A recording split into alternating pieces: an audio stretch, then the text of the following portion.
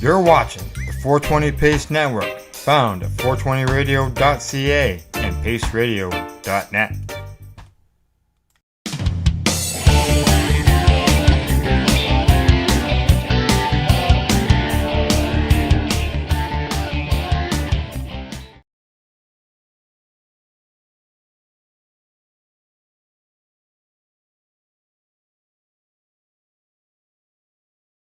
We're still in entertainment. Bring it on.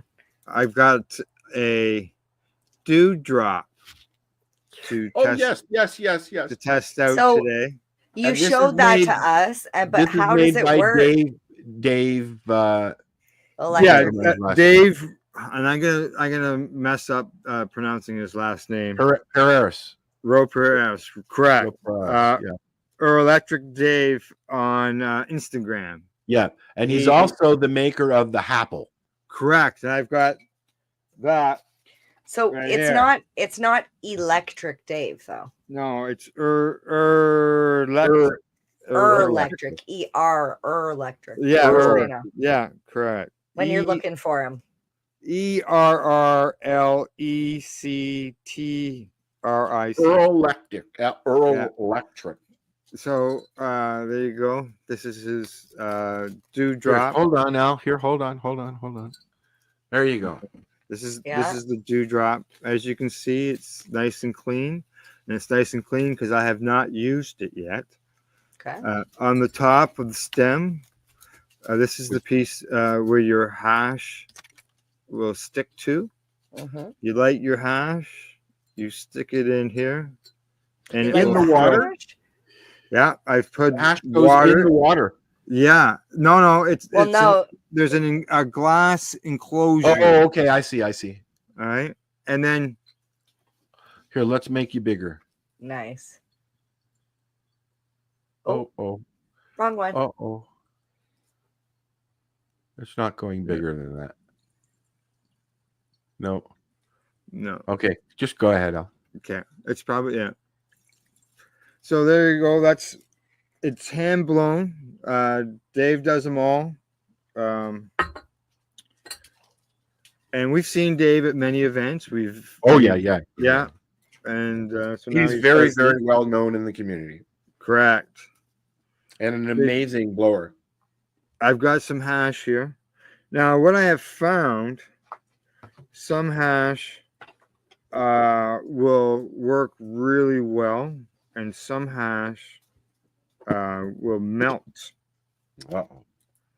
And when it melts, it makes it a little harder for it to burn because it's melting. So, well, yeah, because it's also dripping. Correct. Exactly. So I got leaves falling on me. Yeah, you know what? It's really weird here. It was green up until about 3 days ago, and now everything's starting to turn. Yeah.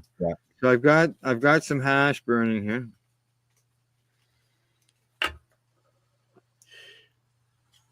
Do you find you waste a lot with these toys? No. Yeah, just gotta make sure it's burning. It's not burning. Come on, hash. I should have maybe put some on here previously. Tested it out. But then I would have smoked it all.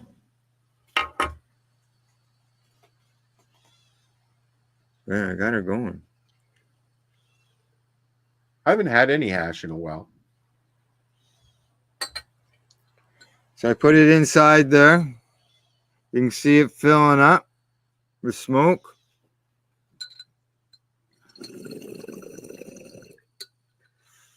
And just see it doing its thing. It sort of looks like our background. Yeah. Nice and smooth. Oh, yes. Nice. Yes, I like this. And you could flavor the water as well, eh? Yeah, I imagine you could. Yeah. Put a couple of droppings of some terpenes or something in there. And it's very, very nice. Dave says it's got a new reinforced stem on it here. And I'll tell you, this lid, it's just glass on glass. I have to tilt that. to clear the chamber. It Wow. seals that well. Yeah, it's got the little bubbler in the bottom. Perk holes. The handle for this is got some ridges on it, so it's not a completely smooth surface, so it's good to grip onto. And, you know, the thing about smoking hash too is it goes forever. And what's the price range on those? You could have just said you don't know, Al. I don't I don't know. I don't know. Now I can tell you, the apple that I've got, the apple here. Yeah. I purchased it at Spirit Leaf in Campbellford, and it's a smaller version. I gotta clean it. This was $55, but it depends on the store, right? Yes. But if anybody's interested in one of these, You can buy direct from Dave. correct. Yeah, check your store, your local store, if you see if they've got one. Oh, stuff. I was checking out Or, another store. It says it's $55 too. Pardon me? I was just checking out a couple other stores. They're $55 too. $55. Yeah. Good. Yeah, it's coined one of the best hash pipes in Canada. Yeah, exactly. Yeah. It's no wonder Nugs was like, we want to brand it. oh yeah. Yeah. Yeah, okay, you got a little cough on me, but yeah, but that's a concentrate for me. That's right. Exactly. Any concentrate can It's make nice, it hack. Nice, and it pulls nicely. It's easy to hold on to. And then it'll be easy to clean. Just like the apple will be easy to clean as well. I put my student glass, I take it apart and put it in the dishwasher on the top. Well, there you go. I don't know if I'd put that in the dishwasher, but yeah, it might be a little too thin. Yeah, but it's good stuff. So you can check out Dave's Instagram at Electric Dave, ERRLECTERIC Dave. I should have probably pulled him up on Instagram. And here is his page right here. There we go. Electric Dave. Some of his posts of his stuff. Oh, look at that. He's put an e-nail on it. Oh, yeah. Yeah, see, I was wondering if the top had a different feature because it looks different. That is cool. I might be able to do that. I might be able to do that. You know what? I enjoy I use the student glass more as a bong than I don't even have water in it at the moment. But no, you just use it dry. Just use it dry with the module as my vaporizer, and throw some shatter in there or some diamonds. I've got one scoop of diamonds left.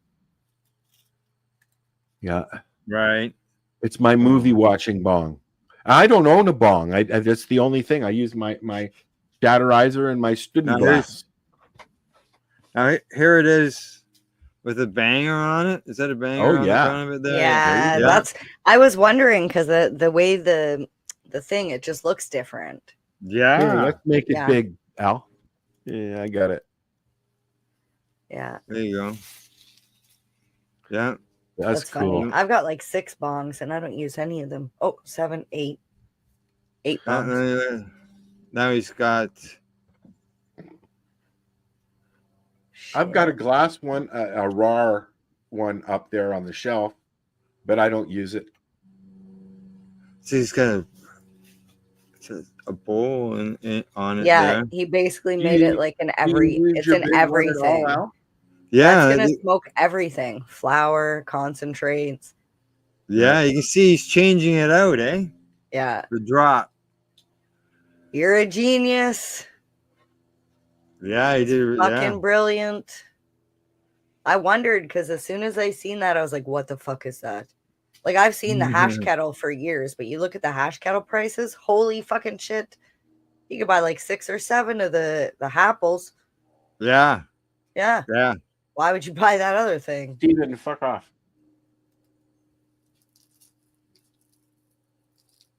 There he is. I'm getting, yeah. That's the e-nail. With the e-nail on it. Yep, Oh. carb. Nice. Nice job, Dave. Just beauty. Yeah. Very Check out his nice. Instagram. Check out his products. No doubt about that. It looks like it's multifunctional. The dewdrop. Yeah. Dewdrop.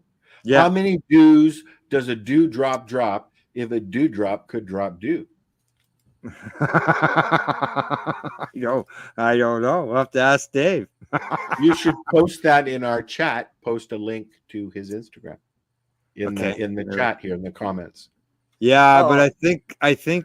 Oh, hang on. Yeah. How much dew would a dewdrop drop if a dewdrop could drop dew? That's what I just said. Yeah. Yeah. I was Yeah. just repeating to see if I could say.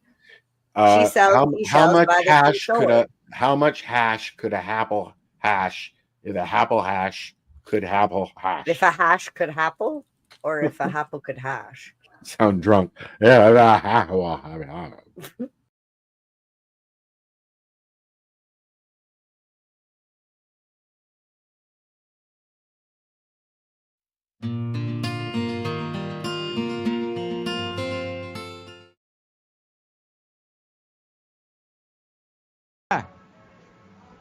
One sec. Peterborough. Are you guys there? Yes, we're here. How are you guys today? Excellent. How are you, Peterborough? We're good. We're good. Yeah, good. We're good. There you guys are. You just finished your meeting, right? We just finished here at the Cafe here in Peterborough. How was 420 in Peterborough? I'm gonna let goes here. I'm gonna let him talk to you all about that and how.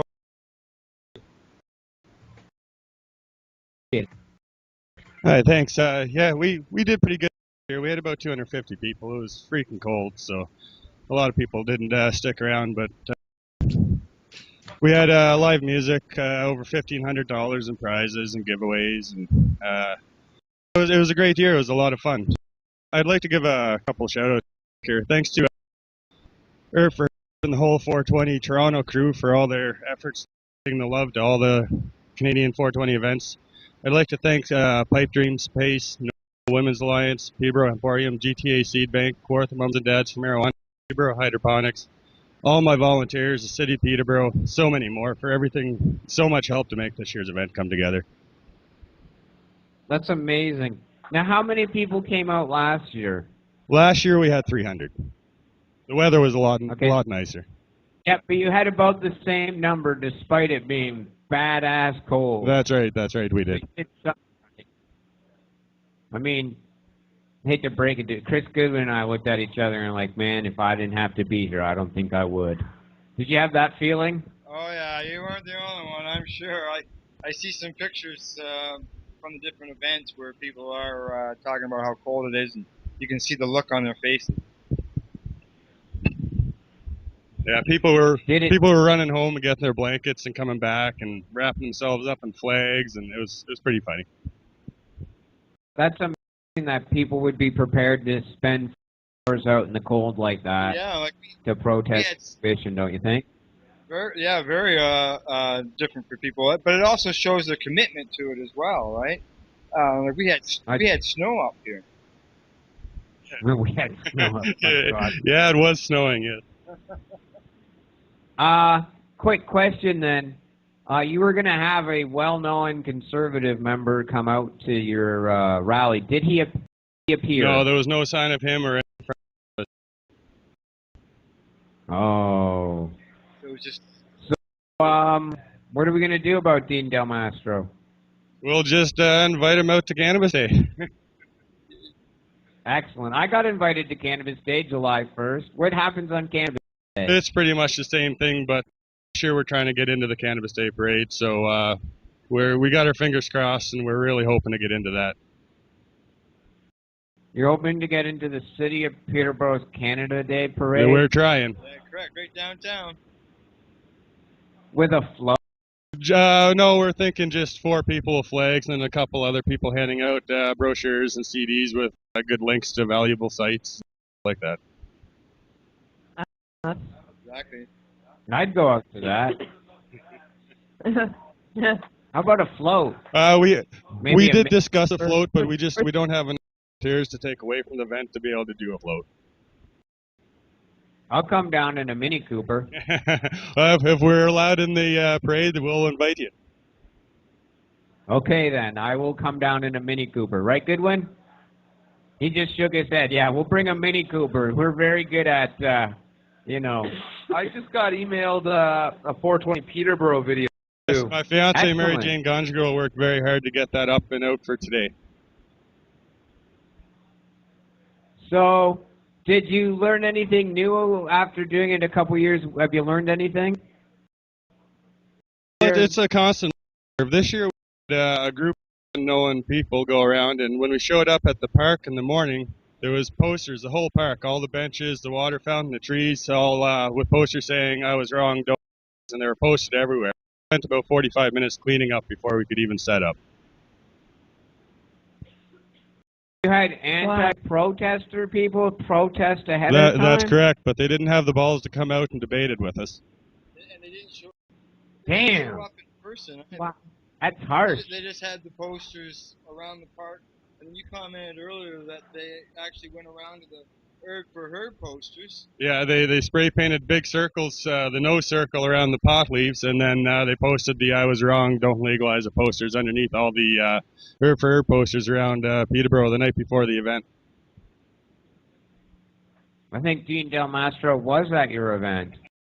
Rumor, and it's only, but rumor has it was the Sir Sanford Fleming Police Foundation students, but we haven't confirmed that yet. It's a small town. We can get down to the boss taxes on this. There's lots of people trying to figure it out. So we're gonna, when we put up the Cannabis Day posters next weekend, a couple people are gonna sit out all night and watch for them. Put it on the camera. Yeah. And then what are you going to do? I mean, shame them? Pepper spray them. How dare you share your opinion too, on top of mine? Listen, they can put up their opinion as long as it's next to or beside ours. Not on top of it. Exactly. It certainly didn't slow anything down for us. So. No. But you are right. They were kind of cowardly not to come out with a megaphone of their own and shame you. Yeah, exactly. It would have made my day for any one of them to come out and meet me face to face. Exactly. It just happened, though. Democracy, anyway. Following the So, Peterborough, July 1st. About the same size you said this year, but it snowed. Did the snow accumulate on the ground? No, it didn't. It fell for about a half hour, but no accumulation. What was the best contest or game or activity you had? We do 4 free entry draws, which anybody can enter. It's just a guessing draw. A seed guess, a roach guess, a rolling paper guess, and a bag guess. And whoever guesses the closest without going over wins a prize that I select before the event. And then we also have a 50-50 draw, which has a ton of additional prizes. And at the end of the event, we just throw out all kinds of rolling papers and rollers and magazines, and we just toss them out into the crowd for people to grab. you'll see That's you'll awesome. see the some of the free prize that Blaze is talking about at the 420 Valley website. There's some pictures posted there. I didn't catch all of that. Al It- uploaded some of the pictures of the prizes and stuff being given away and thrown out up onto the 420rally.ca site earlier today. Wonderful. We'll post them in tomorrow morning. I appreciate that, Al. And you had 1,500 in prizes and 300 people. I guess your chances of winning were pretty high then, correct? Yes, almost everybody walks away with something. Nothing like a good rally when you can go home with like rolling papers or a grinder. Yeah, that's right. It does bury the seeds and gets people to keep coming out. Well, last year I won a grinder and they gave away a bong.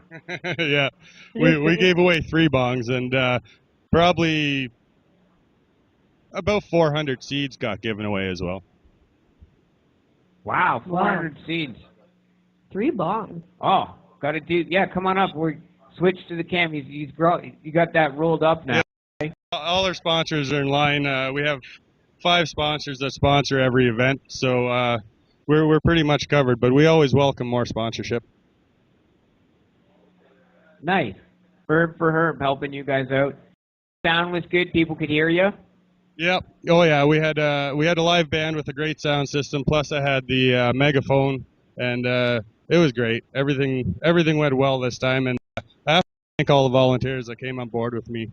Previous years, it's been my fiance, Mary Jane Ganja Girl, and myself, and doing all the lead up and all the setup and everything for the event. And this year we have 5 new people, and it's been spectacular. That's wonderful. 5 volunteers, and that's the power of 7 people getting stuff done there, Smash. That's excellent. Thank you for your commitment. It's especially Peterborough. I would have never got into it if it wasn't for Mark Emery. His bus encouraged me to stand up for something that's worthwhile standing up for. Unfortunately, it's when people get busted that they decide to start doing. They should do before they get busted. That's right. Yeah, that's people. Like, don't wait for the catalyst. Just start doing.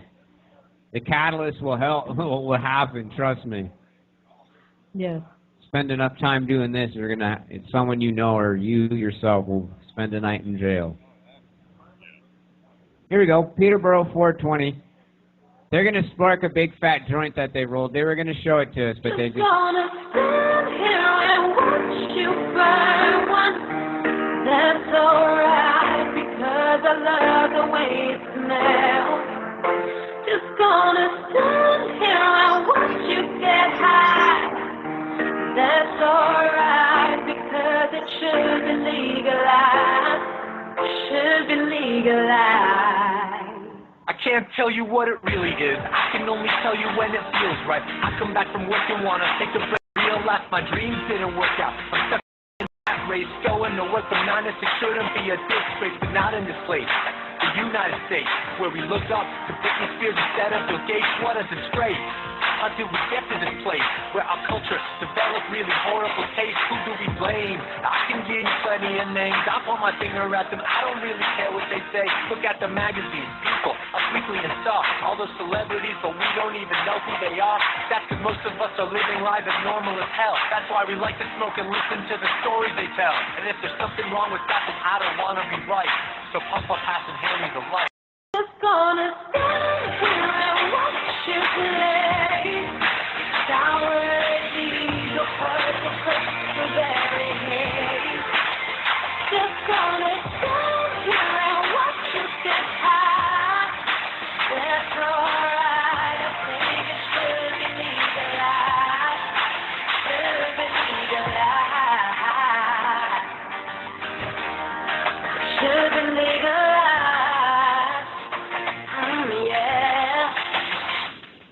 Hey Congress, we need to get something straight. Don't pretend like you've got way too many things on your plate. Our country's broke.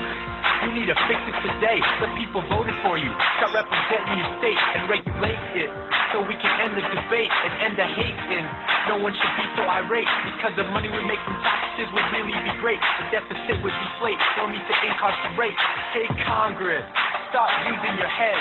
Not everyone who smokes weed is lazy with red. Sarah Palin, Clinton, even Obama have admitted to smoking it, so enough with the drama. Like prohibition in the 20s, this law is outdated. Weed is safer than booze, it's time to regulate it. And if you don't pay attention to me, I'll tell you what I'll do. I'll start a revolution and then vote out your whole crew. Just gonna stand here and watch you smoke.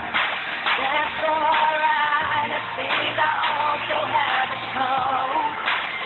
Just gonna stand here and watch you go to the sky.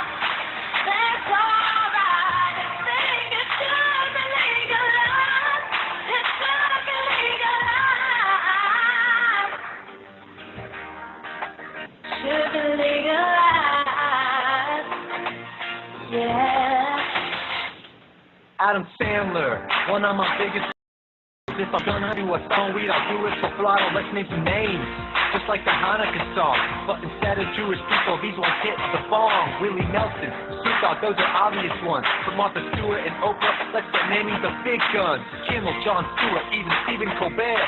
Woody Harrelson smoked so much that he lost all his hair. Matt Damon, Clooney, Pitt, most of Ocean's 11. If Angelina smoked me out, I think I would be in heaven. Bill Maher, Jack Black, Tina Fey, Charlie Sheen, all four smoke green. So does the meat. Queen, Perez Hilton, we all know you smoke joints. I don't judge you for that. You get extra points. Halle Berry, Richard Branson, John Kerry, Al Gore. I'm not news done yet. I'm gonna name some more. Do you see how this list is ridiculous? These facts aren't conspicuous. My research is meticulous. They've all smoked and are supporters of weed. The list goes on and on, like Michael Phelps on Capacity, Sacha Baron Cohen, and Justin Timberlake. What they both have in common is that they like to get really big. Eminem, Megan Fox, Rihanna too. I know you smoke Natalie Portman, so this one's for you. Not gonna waste time and just stand by. I'm gonna send it to my congressman tonight. We is American, that's all for time. Awesome. That was 420 in Peterborough. Really interesting cover. I enjoyed that. I gotta congratulate Blaze for setting up that parade route. You know, we go past the Peterborough Police Station, we go past City Hall. Schizophrenia Society. We've the Wolf radio station that's here in Peterborough. We stopped in there. Went to the windows where the studio is and waved at them. So hopefully they broadcasted that out when we're doing the walk. So that's can never. Good media is hard to come by some days. You know, trying to get the word. We out. also got a really good write-up in the Peterborough Examiner. That's excellent. Write-ups in the Peterborough Examiner. Is that Monday's paper? It came out Sunday night. There's a link to it on the 420 event page. Excellent. Write-ups, you know, positive. It's only going to keep growing. That's Yeah, what people don't all understand. the media coverage is really positive. And more people come out when they read about it. Oh, it was okay. Then nothing happened last year. And then more people are encouraged to come out. Next year you'll get 500 or 600, and you know it takes a while to get to the numbers we're at. Especially if you're fighting against people that are postering against you. Oh yeah. Doesn't make Bullshit. it easy. Yeah, that's insane. I know Hamilton had problems with people ripping down their posters, but to actually spray paint over your message, that's really wrong. That's taking it to the next step. It would be great to find out who they are and confront them about the whole thing and have a civilized conversation with any luck. Yeah. Well, I don't know if you can get a civilized conversation. They probably will have mullets. Look for mesh backs and mullets. That's like racial profiling. You can't do that. I bet it's just a crazy soccer mom or something like that. Nah, soccer moms don't know how to work spray cans. The ones that Especially on probably, posters that are almost 8 feet in the air. Sounds It's like some conservative's child. some conservative. Yeah, it's probably Dean Del Mastro's family. I think it's kids. It's extended kids. It reminds me of like how Married with Children. There was one woman in like Massachusetts who hated Married with Children and like protested against them, trying to bring the show down. Wow. They made fun of her on an episode. It's like Jay and Silent Bob Strike Back. got anything else you'd like to add? That place like Peterborough pitched in this year, had great rally, great video by the way, guys. And Yeah, I really want to say that I liked that cover song as well. It was awesome. That's the first Yeah. video that we've ever done. My fiance, Mary Jane Gondriel, she just learned how to do the video editing last night and today. So first video ever. Awesome.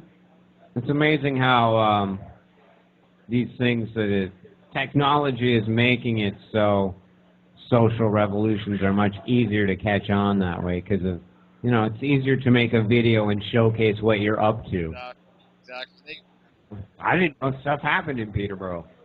I think that's really important too, and I'm glad that it's happening. That it's happening in these communities and they can Skype into us. Yeah, Chris goes through the hours of video footage of all the rallies and protests, and Myrna as well. They're going to compile it all for the website. And it's so fun to watch and see the people from across the country and all the different cities. And Chris and I were saying that video we played at the beginning of the show, how each person that is willing to grab the mic and is so carefree as they talk has something different to contribute to the conversation as an individual. And it was so nice to see each of them, what they had to say. Yeah, so it's just can't say enough things about Peterborough. It's good that you guys called in from your monthly event it is Correct, it not? Yes, we do the videos here at the Cart DM Cafe on Armour Road once a month, usually the third Tuesday of the month. And we'll have different themes, like today was on history. So we because Jack Herrera had passed away on April the 15th in 2010, for the 3 years that we've been doing these videos on this weekend, at this time we show Jack's video all about the history of what he did to bring awareness in the cannabis movement. Oh, that's a bit of a celebration. And it's nice that a small community can get that. People don't understand, small community, it's harder to make inroads in. And yep, it is. Definitely. And, congratulations to Blaze. He's been at this for 4 years and started out as a booth there at the park. And as you saw tonight, there's a video and pictures and the thing's getting bigger, permits, the whole bit. So congratulations to you, Blaze, for what you've been doing. Thank you. It can't happen without the whole community, though. It's just more than just me. Agreed. It's you got a good group of volunteers. It sounds all around you guys, and it all sounds like you're all pitching in to do hard work. So we appreciate that. I mean, it demonstrates what 5 or 6 people that want to do something can do.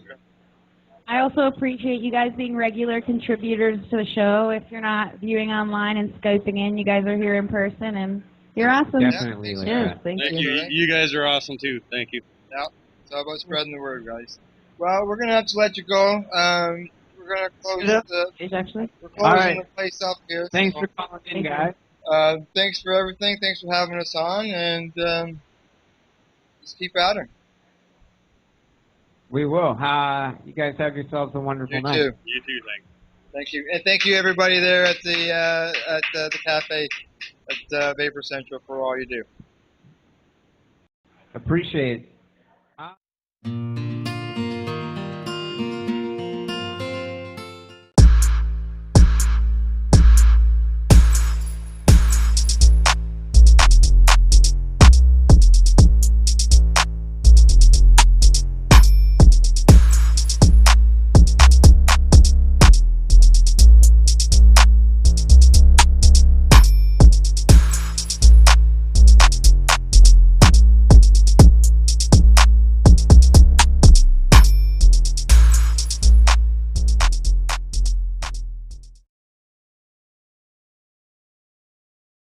Okay, we go to indica dominant number 2. All right, Bob, you're going to, okay, I see. Okay, hang on. You want me to open this for you? Yeah, go ahead. All right, okay. Yeah, I know. What'd you get that I didn't get? Okay, here's the plate. Put it on the plate. We need to. Well, yeah, where do we want to put this? Just put it over here on my tray. Perfect. That's right. That's what it's gonna be. Heinz 57. Okay, there you go.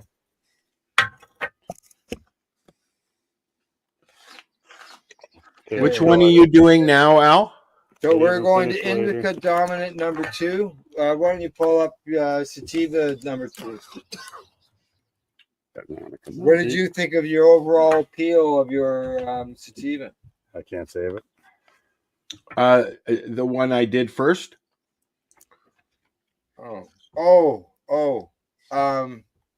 Here.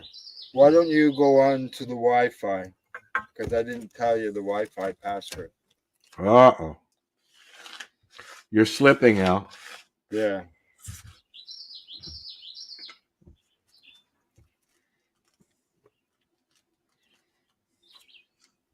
Okay. That's the word. Only the beginning is. And which one? Yeah, I'll do it. Okay, all right. I don't either. No, I told him I got 75 gigs. Yeah, she said don't worry about it. I don't need it. I go to anybody's house. No, there's no purple in that at all. All right. I have Ooh. service. You're fine? Yeah, Okay. I haven't had it. All right. If you have an issue, I'll just give you the Wi-Fi. Based off smell, if I didn't know this was an indica, I think it's a sativa.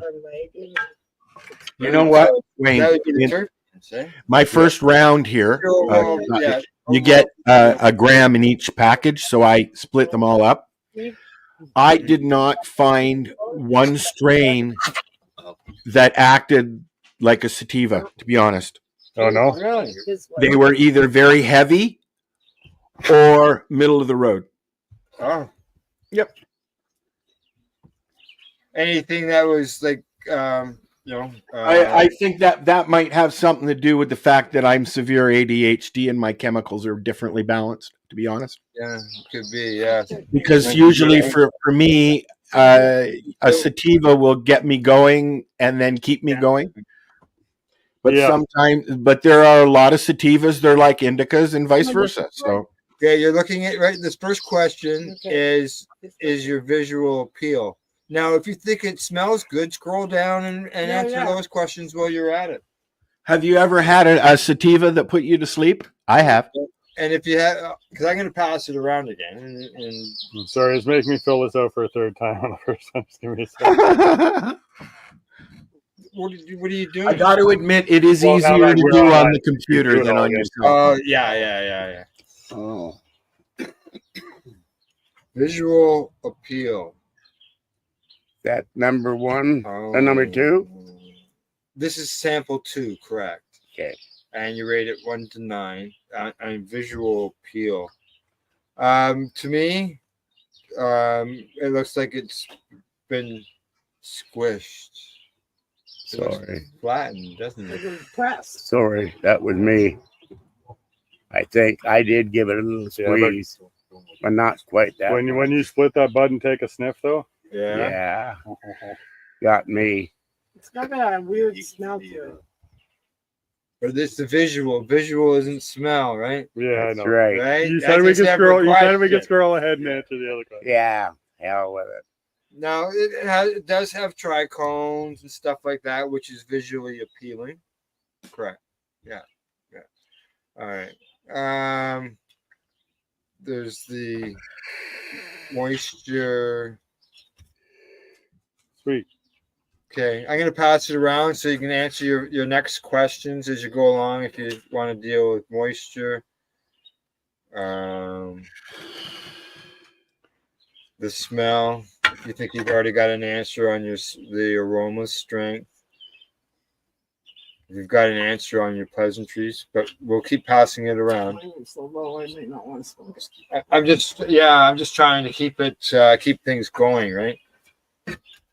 So if you can answer in more than one question while it goes by you, then So this year they don't give you like the strength of each bud. No, there's no percentage or anything. Number 3 now. Sorry, I'm scrolling ahead here. What do you got? Okay, so number 1 was visual appeal. You did that one.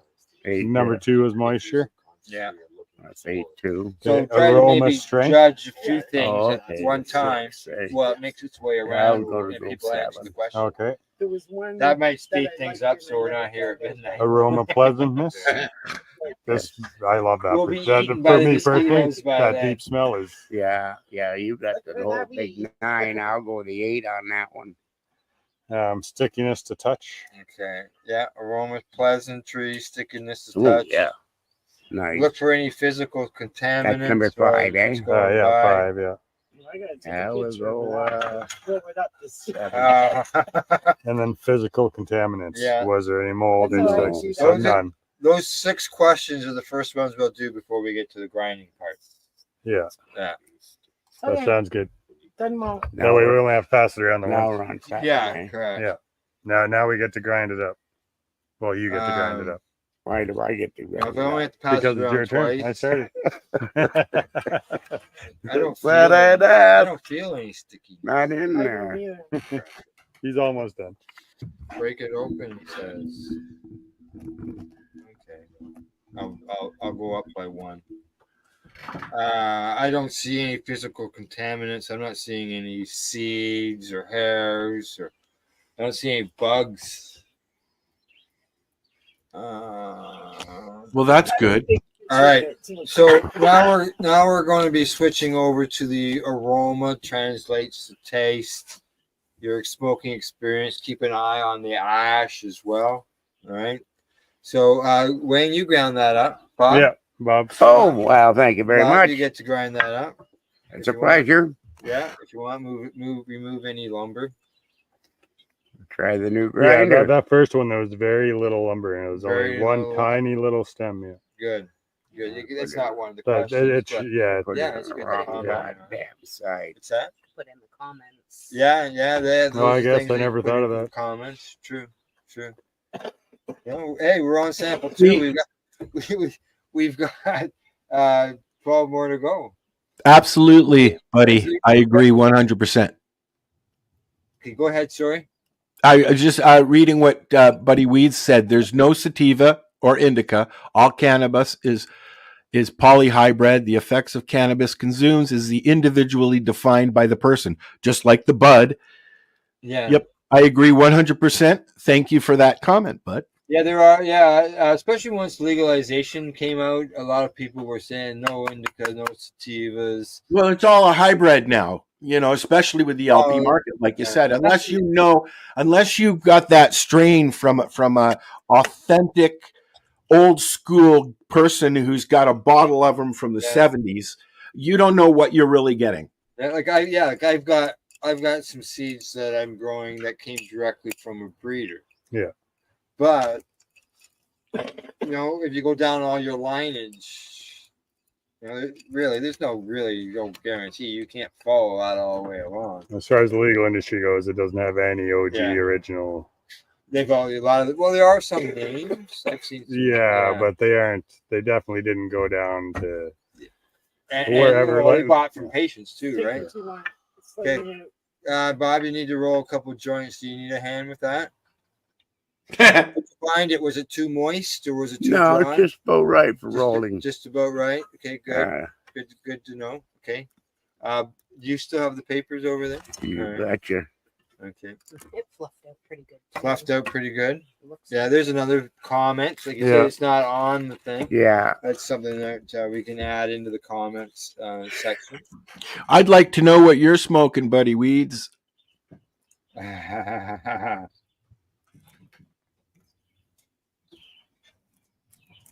And if if you happen to have a kit and you're watching us, please pipe in.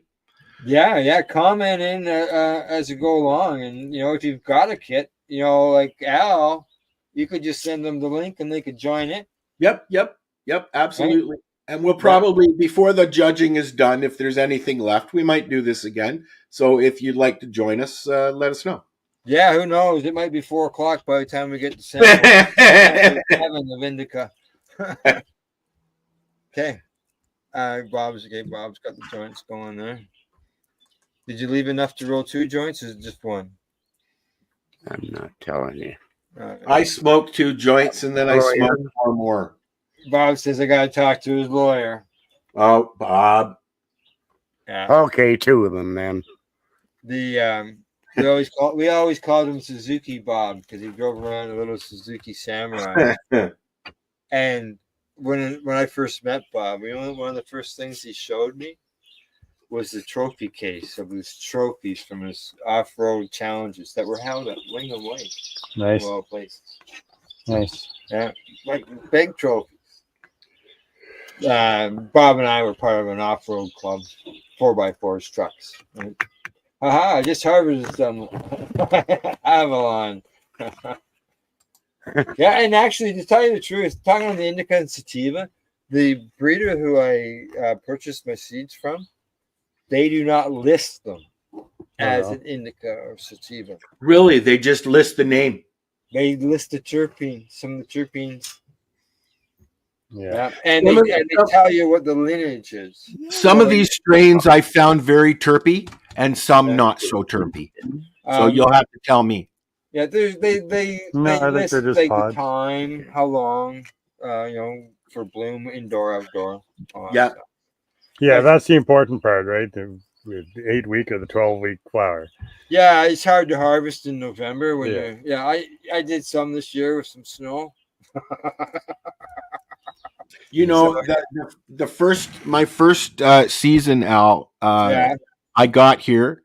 I brought up 4 clones in the back of my car, went into a gas station, had to go in the back to the trunk, opened it up, and 4 plants went blink, blink, blink, blink, right in the middle of a parking lot at an A&W in White River, Ontario. We should have lit that. But when I got here, they weren't doing so good because of the climate, so I had to get my greenhouse. And I went into December in the greenhouse. Oh yeah, I'll do that again this year because I got Pineapple Express going. Okay. So it'll probably go into circle 2 joints. November, anyways. That way you don't bogart the joints. Why? I'm sorry. That's going to work. Take a look at your questions. You mean don't do this, Al? Oh, I did mine Okay. too. It's timed That's what out I and said. cleared out You the take whole- it too long in between. Did you go to, oh, did it? For Yeah, the it second. times out. Oh, mine's still there. It's still there, but I've been playing with it. Go the other way. I've already been timed out of the website twice as well, Al. Oh. Yep. Wow. You can't sit around talking. Yeah, keep going. Pass the doobies. Pass that doobie. It's already on the way. Oh, we all just had to say Smoke. that. So. Yeah. Number 7. Number 7. Does aroma translate to taste? Yeah. Nope. There you go. And number 8 is the And the experience, pedal. harsh or smooth. Well, 1 to 9 for harsh and smooth. Does the aroma translate to taste? Yeah. And then ash color and structure, which we'll look at here. in a There we minute. go. Yeah, this was working. That's what we're looking at now. Ash color structure. Yeah. I'm finding it definitely darker than the last. Darker than the Yeah. last one. Oh, Jesus. Just some like of the them try paper. the hash one. I always think of the outer ash is the paper ash. It's working. The core is looking on a little bit on the dark side. Yeah, it certainly is. Yeah. Yeah. Not So that how it's many darker in the strains taste. have we done so far? 2? 2. 2. We're halfway And through the second one. All right, and we're already 58 minutes into this. We're going to be here a while, folks. We're getting faster. Right. And we're gonna be 20 minutes talking at the beginning of the show. 9 is the ash color and structure. 9 is the ash color and structure. Okay. Okay. I'd say Okay. 7. So I was 8. bogarting the joint. Really? I'm telling everybody else not to bogart it. I don't even want it back. Oh, there you go. Yeah, compared There you to go. compared to the smell, this is comments. awfully I disappointing. I commented Did you? when. And I just like to remind everybody, Really as good as Please- This smells way better. Yeah, please don't lick the end of the joint while you're smoking it. don't even try it a second time. Would you buy this product? No. No, my throat is kind of burning actually. Put it in the comments. Honestly, I Oh. don't like that at all. Well, okay, if we get to the point where nobody wants it anymore, we'll have to put it out. Sorry, but No, it's gonna happen. I'll It's give it a gonna second chance. it smelled weird when I smelled it too. I didn't like the smell, and then the first taste was. Does it have a fuely Yeah. taste to it? It does taste a bit decent. Diesel-y? But But, that's yeah, I don't like that's- that. Yeah, sounds like that's getting put out. Do you want any more? I'm okay. I gotta okay? remember All right. what I'm doing. Kill it. Second round, both joints put out. Nobody wants it. If you want to keep smoking it, you can. Okay, so once you're Nope. done, hit the save and then go to save and finish later. Sorry. All right. I got the page. Yeah, that's not Does a not good sign exist. for that strain. What do we got going here, bud? Oh, Did you get that I one? skipped ahead. I went Number right through. 10? I already saved him. Oh. Didn't Yeah, it finish didn't joint. give me the chance. Cheers yourself there. Okay, here. All right. So what are you looking for? Which one? 8? Hey, Smoking experience, harsh to smooth. Not that fucking smooth. But it might time So like everything in. I went 4. Yeah. Ash and color Yeah. structure. I'm actually gonna change that. I go with number 5 and that Don't was forget nice. save and finish later. Effects and experience number That's 10. done.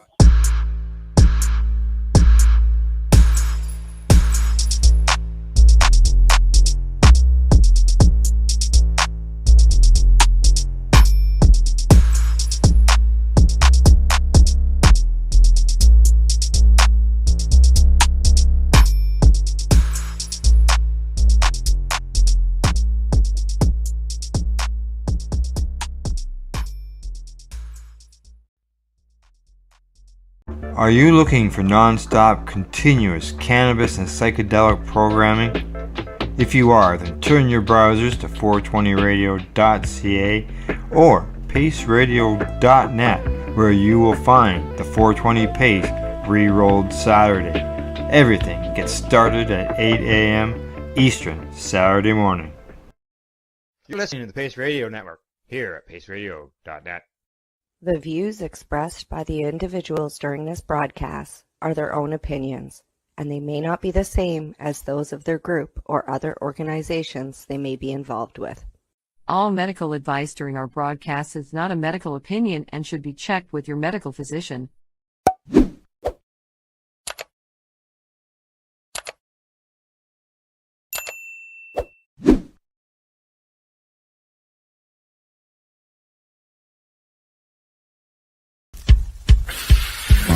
Oh yeah, baby, that's lovely.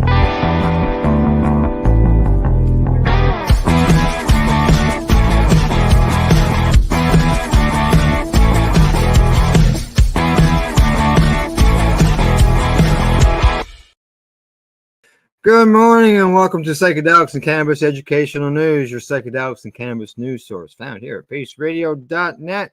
Good morning, Glenn. How you doing? I'm doing absolutely great today, Al. It's 19 degrees outside this afternoon. Oh, well, okay, I'm sorry, buddy. Well, it's not going to last long. But we got till next Wednesday. Next Wednesday? Yeah, we got one day they're calling for a little bit of rain, but all the Yeah. other days are, I think there's one day of 14 and all the rest are above that. I'll take it at the end of October. We had frost last night. It's on my, Oh. it's on my tonneau cover of my truck. We had that like 2 days, probably about a week ago. Oh yeah. So this is your weather coming my way instead now? I hope so. Well, I hope for you. Yeah. Well, keep your fingers crossed that that It's all it good usually weather. doesn't though. It's usually the other way. Yeah, that's right. Exactly. So what's new and exciting? Absolutely nothing. Nothing at all. I'm just having a great time because it's nice and warm. Good. Walking in Good. Adventure Park every day, having fun. Yeah. I got up a little early this morning. I had company already today. Friend from my teenage years. Like I'm talking like when I was 11, 12, 13, 14 age. So, going back 50 years. Wow. And, You're dating yourself now, Al. Yeah, I know. Eh? We all thought you were 39, but now we know different. Yeah. And so he was on the way through this area this morning, so he stopped in. Toronto traffic and so on and so forth, so delays things. So he didn't get to be here as long as he wanted to, but he was here for at least half an hour, and we had a good gab and got caught up on things. And I took him for a quick little tour here and showed him the cows across the meadow. And he's from the city, right? So, and so we had a good talk, and we're gonna get together again soon. We have been.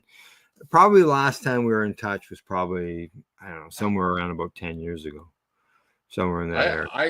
I don't even know the names of most people I knew when I was 11 or 12 years old. Yeah, yeah, I know what you mean. That's Tom and I, we were always good buddies back in that day, and we've been able to stay in touch.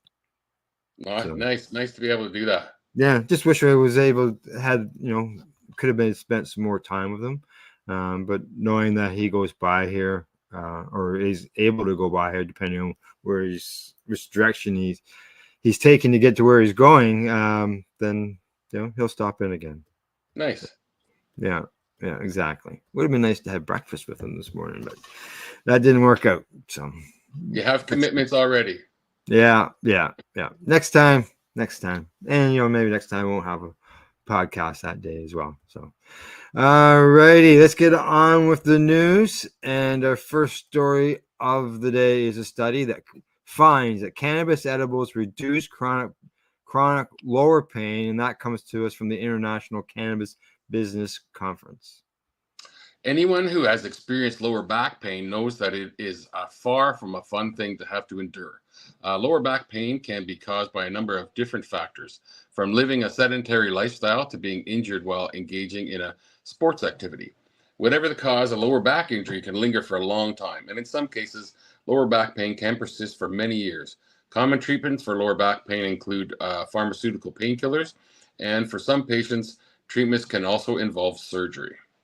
Now, according to a recent study examining cannabis in chronic lower back pain patients, the use of cannabis edibles can help reduce chronic lower pain. Now, they go on to say that according to this data that was published in the journal Frontiers in Pharmacology, and that mentions higher dose THC products. Researchers of the University of Colorado at Boulder assessed the ad libitum use of three distinct edible products as THC dominant, CBD dominant, and products containing similar amounts, so 1-to-1 ratios, in 249 subjects with low back pain. Participants consumed the products for 2 weeks. Researchers elevated changes in patients' pain intensity and in subjective mood, which were assessed at the conclusion of the study. Pain intensity following edible cannabis use decreased over time across all three broadly defined product groups. Investigators reported decreases in pain intensity were most pronounced in patients who consumed THC dominant edibles. CBD dominant products were primarily associated with short-term tension relief rather than significant reductions in acute pain. The study's authors concluded these findings support the short-term analgesic effects of THC and I can't pronounce that, effects of CBD, and indicate that edible cannabis may be a safe and suitable alternative pain therapy for those looking to substitute more traditional pain medications. Now, I say the data that was published in 2022 determined that patients suffering from chronic back pain reduced their use of prescription opioids and report improvements in their condition following medical cannabis treatment. And we've heard this for years. I have lower back pain, and I use it, and it does work. It doesn't eliminate it, but it does help with it. Yeah, if I've done stuff throughout the day and I'm really sore, I'll have my THC based beverage that I can make myself, and I can make whatever dose I want, and I'll have that drink before I go to bed, and not deal with suffering from all the stiffness and soreness. Now, do you get a high from this drink, or is this drink not give you a high at all? It doesn't give me a high because I the dose of THC that's in it I put anywhere between 30 and 60 milligrams. So, because I always find if I consume, I don't drink like you do, but if I consume cannabis right before bed, I don't usually get a good sleep. I go to sleep instantly, but I don't usually get a good sleep. I have to consume it like 2 or 3 hours before bedtime. Oh yeah. Yeah, and then it's fine. I sleep, no problems. Through the whole night. Yeah, there has been some studies about that. Basically, what you're describing, where you've been able to go to sleep smoking a joint just before, but sometimes you don't have a good sleep. Yeah, if I do it right before bed, I almost always don't have a good sleep. Oh, really? Yeah. But it's high THC too, so that's why I was wondering about your beverage. Oh yeah, it's 20 milligrams per milliliter, so you can put whatever you want in it, right? So I put in 3 drops, 3 milliliters, and which is more than 3 drops, but 3 milliliters, and that's equivalent to 60 milligrams of THC. Okay. Yeah, Interesting. Drink that down before I go to bed, and yeah, I don't wake up with any sore muscles or anything through the night. And There's my I've learning always experience found on the first edibles. story. Yeah, I always found edibles helps with sore muscles. Nice. Yeah. All righty. On to our next story. And this one comes to us from CTV News. Quebec religion wants Health Canada's blessing to use magic mushrooms in ceremonies. A Quebec-based religion is taking the Minister of Mental Health and Addictions to court, claiming that Health Canada is dragging its feet on a decision whether to allow its members to use magic mushrooms in their ceremonies. Gratitude Sanctuary, known as Sanctuary de la Gratitude in French, and its Reverend Superior, Alan Menier, filed an application in federal court claiming its members need to consume magic mushrooms to practice their religion. The application was filed by the religious nonprofit in early October in Ottawa and says the group believes people receive their own teachings when entering the sacred space opened by the consumption of psilocybin mushrooms. The application says ceremonies must be done safely and legally, but Health Canada hasn't decided on the group's request for an exemption from the Controlled Drugs and Substances Act, which was submitted in March of 2022. A year and a half ago. Wow. An important tenet of the religion is that the mushrooms should be consumed in the safest way possible, which requires that they be consumed under strict health and safety protocols in a controlled environment and under trained supervision, it says. In response to the request, the application says Health Canada sent 2 questionnaires to Menier and 41 questions in total, but months went by without a response. The religious nonprofit's lawyer sent a demand letter in September to Health Canada seeking a response to the exception request within 30 days. And Health Canada confirmed receipt but did not provide any other responses requested nor demonstrate that it was taking steps to further the processing of the exception request, they said. Wow. It wants to compel the agency to decide on the exemption, saying it cannot conduct their religious ceremonies without it. Menier and Gratitude Sanctuary claim in court that their religious freedom rights are being infringed by the lack of an exemption, and they want a judge to compel the Minister of Mental Health and Addictions to either decide to grant or refuse the request. Now, the court application says that no harm will result from the minister continuing to process the exemption request. Rather, it will result in either the minister granting the request and allowing the applicants to practice their religion, or the minister notifying the applicants about what more information that is needed, or of the minister's intent to refuse the request. Yeah, they're going to court to force them to make a decision. That's what they're doing. Yeah. And in Health Canada, I think by this they're depending on the courts to make a decision for Correct. them. Yeah. Health Canada said it was looking into a question about religious exemptions from the Act. Health Canada's website outlines how exemption requests are decided on a case-by-case basis, and processing times vary depending on the purpose of the exemption. Why would it depend on the purpose of the exemption? Well, they want to know why you want the exemption. Yeah, but they're saying processing times vary depending on the purpose. I can see if they're doing some research on why it could take longer on certain cases. I could see that. Yeah. You know, if they were just contacting a doctor to get information, that's one thing. But they obviously are going through the laws or whatever on top of all that. See, that's what I don't understand. This is a religious exemption they're asking for. Right. So Not what a is the medical Ministry of Health looking at? I think a medical exception might be easier for them to be easier for someone to get versus a religious one. So it might be this year and a half that they've been waiting. That's just crazy. It is. Yeah, and I can understand why they're being asked to do this. Where were we? Okay. The agency's website says it strives to assess requests in a timely fashion. Aiming for 45 days for clinical studies, 70 days for scientific research, but for non-routine exemptions, there is no set time period for receiving decisions. Well, we know a patient that waited over 500 days. The review time varies depending on the complexity and the completeness of the request.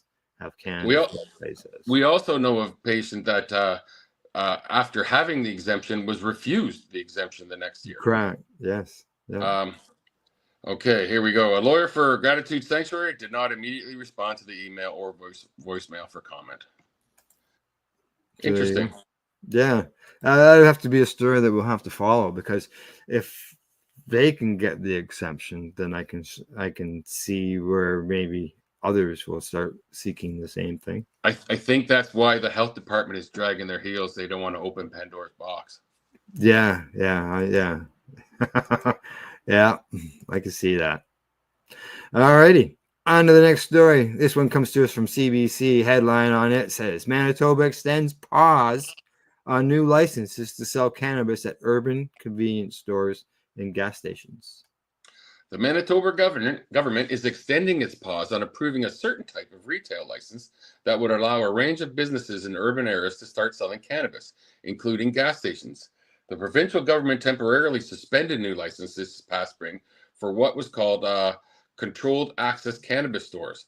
Unlike standalone cannabis stores that only admit adults, controlled access outlets sell cannabis alongside other products, but put them out of reach of underage customers. And we have alcohol stores in our gas stations here in New Brunswick. A lot of them. Yeah, well, we do now too here in Ontario. I don't see this is definitely a double standard here. No. Now the provincial government temporarily suspended the new licenses this past spring for what are called controlled substances cannabis stores, unlike standalone stores that only sell that only admit adults. Controlled access outlets. I think you already read this. Yeah. Last week, Finance Minister Adrian Sala directed Manitoba Liquor and Lotteries to extend the suspension until December the 1st, 2025. Wow, that's over a year. Yeah. In an email, provincial spokesperson Camden Malawani said the pause was to continue consultations to make sure we get it right. Wow, holy smokes, they really extended it. Yeah, they needed over a year for consultations after this has been going on for months and months already. Earlier this year, Winnipeg-based gas station chain Domino was about to start selling cannabis at 5 of its gas stations in the city, but that plan was halted when new controlled access licenses were suspended. Domino said Tuesday its disappointment to learn the government is extending its moratorium. Domino is uniquely and exceptionally well positioned to ensure the convenient and safe sale of cannabis to our guests while making it inaccessible to minors, said an email attributed to the company chairman Douglas Everett and President Kate Everett on Tuesday. But Melanie Bekovich, the vice president of the Retail Cannabis Council of Manitoba, applauded the move. You know, if a person is old enough and knows enough to ask for ID and trained to ask for ID for alcohol, there's no reason why that person cannot be trained to ask about cannabis. Yeah, and I know of stations like very close to me that I can literally walk in one aisle, there's beer and vodka, alcohol, whatever, and the next aisle has bread and chips in it.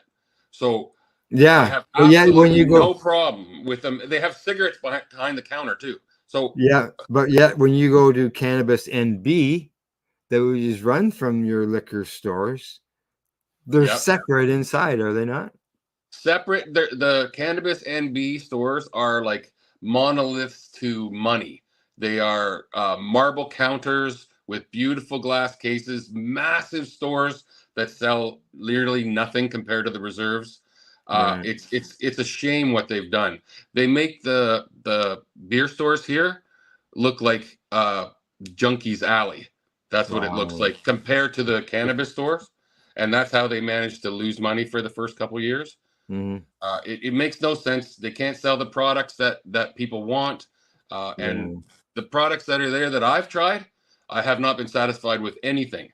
I buy stuff here, and I come to Ontario or go to Ontario, and I my last experience was I bought 6 joints here, and I got to Ontario, and they were 6 half joints. It turns out they weren't 6 Yeah. full joints, and then and they Oh, were yeah. $18.99 for 3 of these half joints, right? Wow. Which to me, I smoke all 3 all at once. I Correct. went to Ontario. I bought 3 joints there in a package for $14, and they blew me away compared to what I had bought here. And Wow. this happens every single time that I've gone there. So I don't ever shop there. I don't. The gas stations would be much better for me. Yeah. Okay. Continue with the story. Plus, the newest one is 40 minutes from me. Wow, that's too far. Yeah. The organization, which represents independent cannabis retailers, had previously lobbied the government to implement some restrictions on controlled access stores to protect youth. I think that's one of the concerns, ensuring cannabis transactions are being handled responsibly by people who have been trained in the adult spaces, Beckwith said. Isn't that what they do with cigarettes? Cigarettes and tobacco, correct? Yep. Yeah. It says, I think the kids don't need to be exposed to that transaction, but it's fine for them to sit beside mom and dad at a restaurant while mom and dad order beer and wine. Or buy a bottle of vodka at that same store they can't buy cannabis at. Yeah, Is that good for them? Yeah. The other concern is that these types of licenses were meant for retailers in rural and northern communities where other cannabis stores aren't available, not urban stores where the cannabis market is already hyper competitive, Beckwith says. I don't think there's any shortage of access in Winnipeg, she said. The moratorium applies to Winnipeg and the surrounding communities that were part of the capital planning region, including Niverville, Stonewall, Headingley, Selkirk, and West and East St. Paul, as well as all other communities in the province identified as cities under the Municipal Act. So they're just saying it's fair for some, but not for all. That's what it is. Yeah. Okay. Well, because I know here in Ontario, before they opened it all up to all the convenience stores for the alcohol and the things, excuse me, they did have alcohol and beer in convenience stores in low density areas. Yeah. Like, Yeah, well, there was one right on 45, just right south of the Green Mile there at Roseneath. Yeah, I remember going to that actual store there a few times. Yeah. So, all right, last story before we go to break. This one comes to us from the Green Market Report. Headline says, Murrah says ketamine-based drug beats current pain treatments in study. The firm says it could offer an alternative to existing treatments while sidestepping addictions concerns. Mira Pharmaceuticals Incorporated said its experimental ketamine-based drug outperforms currently available pain treatments in preclinical studies, building on months of research that show why the compound might succeed where other treatments have failed.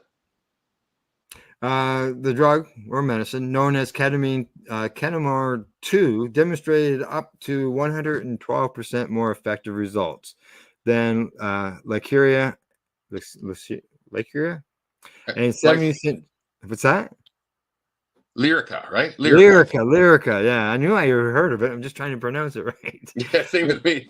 Yeah, and 70% greater relief than Neurontin, and that's the easier of the two. That's gabapentin. gabapentin. I know someone who's on that, so I know the name. It's gabapentin. Yeah. And at higher doses, the Manitoba-based company said Monday. The findings follow an August breakthrough where the compound achieved complete reversal of neuropathic pain in animal studies.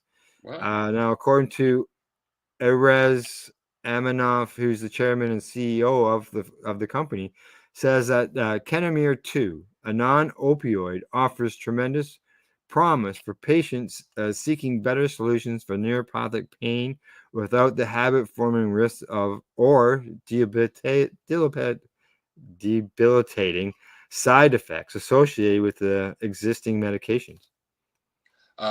The comparative results cap several months of scientific developments for Mira. In July, researchers discovered the compound isn't affected by a key protein that typically pumps drugs out of the brain, potentially allowing for better absorption than traditional ketamine. The following month, the company identified that the drug's principal metabolite, called norketamine 2, achieves nearly 100% oral bioavailability with an extended therapeutic window. Traditional ketamine limitations, including its low oral bioavailability and extensive receptor interactions, have hindered its widespread use, said Dr. Ishak Angel, who's Mira's chief scientific advisor. He said in an August statement, the company's findings at the time suggested a potentially safer and more effective treatment that could be administered at home. The research will be presented at the annual Pain Therapeutics Benefit or Summit in Boston later this month. Now, the development push comes as Mira tries to stay afloat. Oh, the company reported using approximately $1.9 million in operating activities during the first half of 2024, leaving it with $2.8 million in cash as of June 30th, now, according to the SEC findings. And in August, Mira entered into an at-the-market offering agreement to sell to $19.3 million in common stock. Mira is targeting a neuropathic pain treatment market that's projected to reach $5.2 billion across the U.S., Canada, and Mexico by 2030. Within that space, gabapentin alone is expected to reach $4.95 billion by 2033. Current treatments often come with significant drawbacks. Gabapentin can cause drowsiness and cognitive impairment, while pregabalin carries risk of dependence and withdrawal symptoms, according to company statements. Now, the USDA also previously determined that the compound would not be classified as a controlled substance, which could simplify its path to market. Yeah, that's what it says. Now, the company also said in a previous statement that what sets Ketamir 2 apart from other current neuropathic pain treatments is its unique profile. It is not an opioid, does not share the dependency risk associated with opioids, and is classified as a non-controlled substance. Mira plans to file an investigational new drug application with the FDA by December, with human trials expected to begin in early 2025.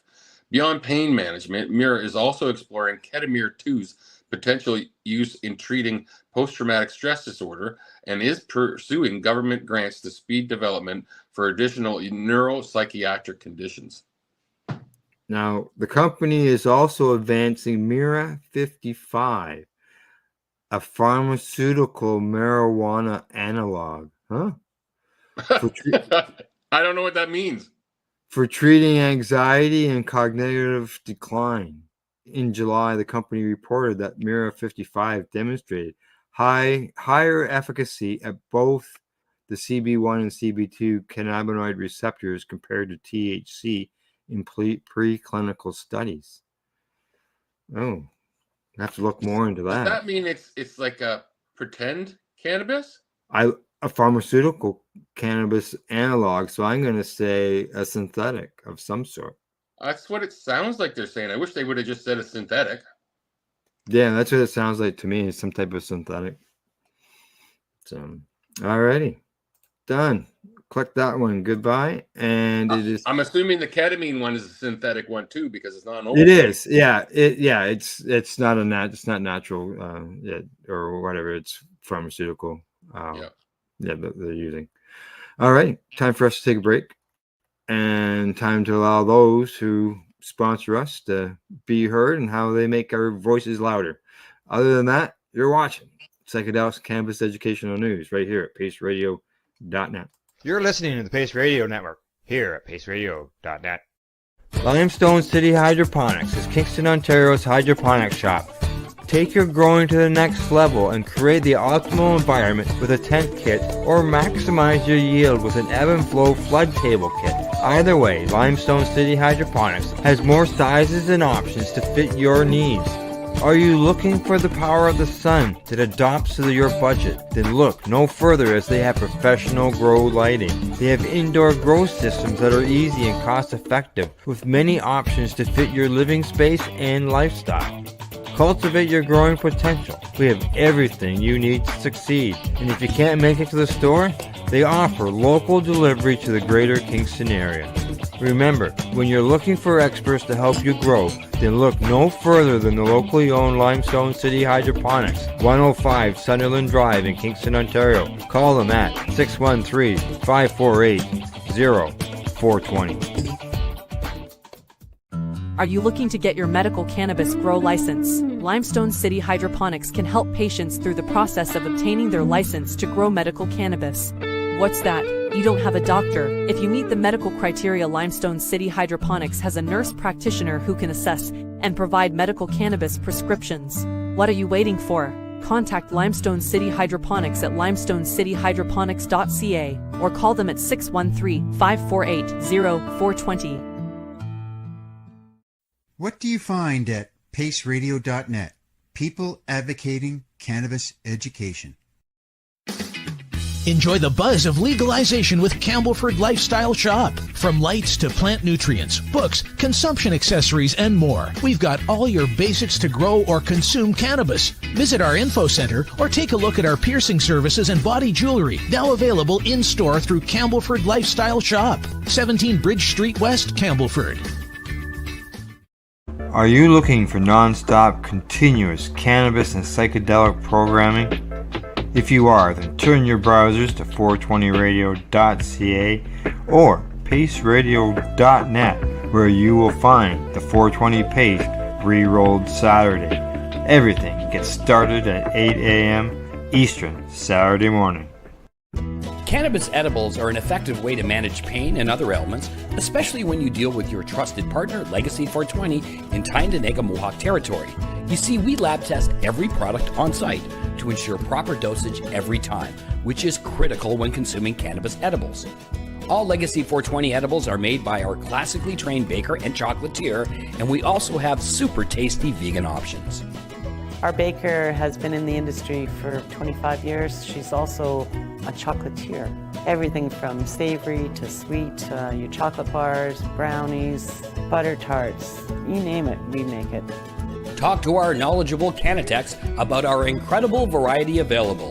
Give your trusted partners a call. Legacy 420 out on your road.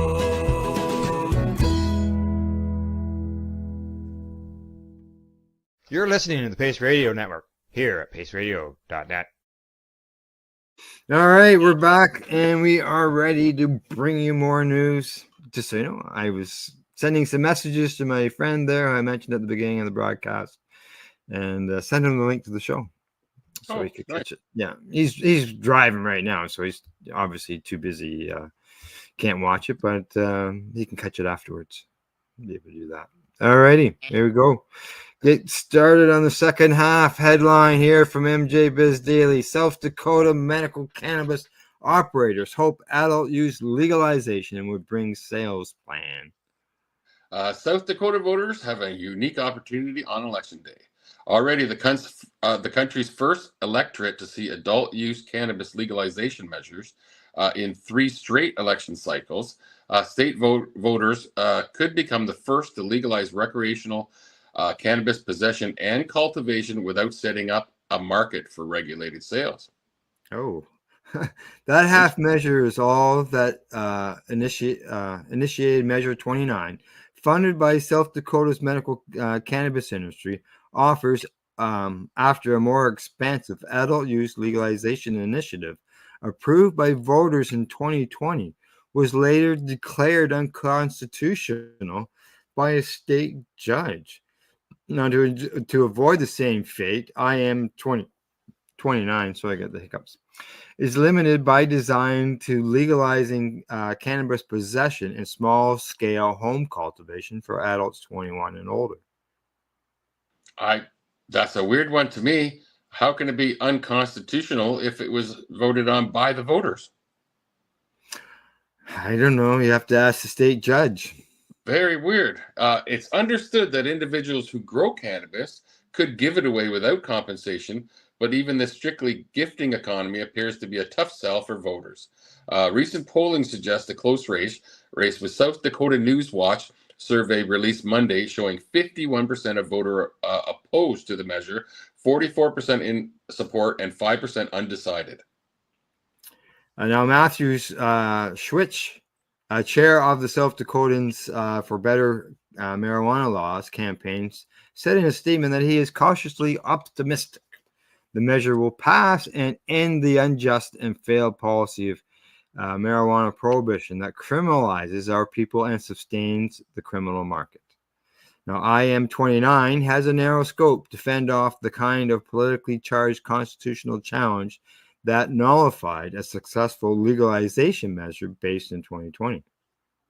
It is also part of an unofficial understanding that South Dakota's MMJ industry has with legislators who would be responsible for passing subsequent laws to create a commercial industry.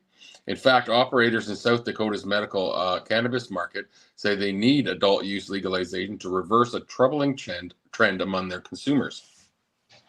The number of patients registered in the state's medical cannabis program dipped from 13,500 in March to 12,500 as of September. That's according to the most recent data. Though there's no guarantee they'll do so, state lawmakers will be under public pressure to pass laws legalizing and regulating commercial cannabis activity if voters say yes again to legalization. The first time they said they should. Yeah, they haven't.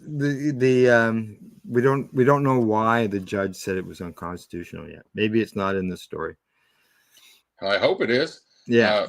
If IM29 passes, I'm very optimistic that's exactly what lawmakers will do in 2025, said Kittrick Jeffries, the founder and CEO of Puffy's Dispensary in Rapid City. Leadership in the Republican Party has already come out and said that was the right thing to do if it passes, whether they believe it or not. I believe that the intent is very clear from the voters that it's up to the legislators to create guardrails, and that would be from Jeffries. After all, Jeffries and other industry operators point out that there's already plenty of cannabis available for sale in South Dakota. It's just the unregulated and the illicit kind. And they're probably exactly right. Yep. Just because there isn't a store doesn't mean it's not being sold somewhere. You know it is. It's been there forever. Correct. One theory to explain the shrinking patient count is the steady growth of intoxicating hemp-derived products. Law banning synthetically produced cannabinoids went into effect in South Dakota earlier this year, but the statute does not impact the sale of hemp-derived Delta-9 THC. In any event, enforcement of the ban is lacking, licensed MMJ operators say. They believe the proliferation of unregulated hemp in South Dakota would put more pressure on state lawmakers to legalize commercial cannabis sales should IM29 pass. Hemp competition is something we're battling on a daily basis, said Joe Stavig, who's the chief financial officer at Sioux Falls-based dispensary Dakota Herb. Satvig noted that MMJ patients who reach a purchasing cap of 3 ounces every 2 weeks often resort to THC flower from unregulated hemp shops. They're capped 3 ounces every 2 weeks. Oh.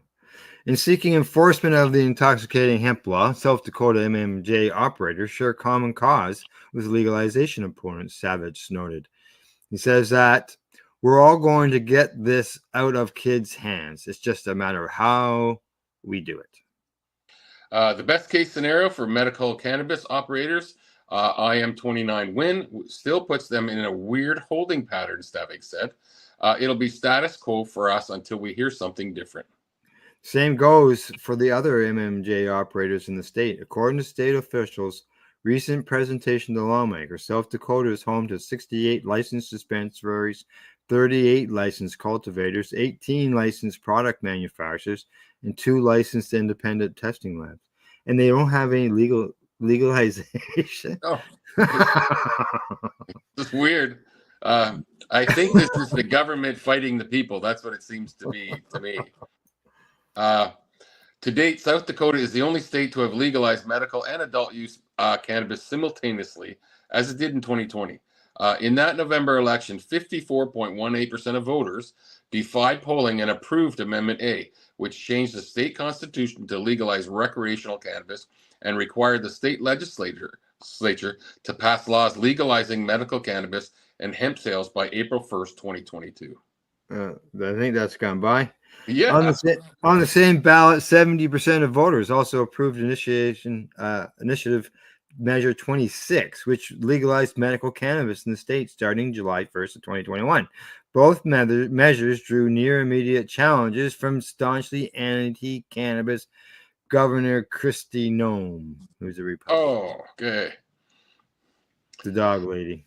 Yeah, dog killer. Okay. In early 2021, Noem asked lawmakers to significantly curtail the voter-approved MNJ program. And this is the same thing we've been hearing from the GOP for a long time. Ignore what the voters say. Just do what you feel like. Well, yeah.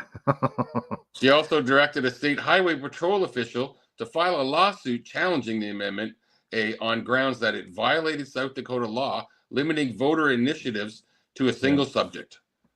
And a Noem-appointed state judge later agreed, though medical cannabis was allowed to proceed.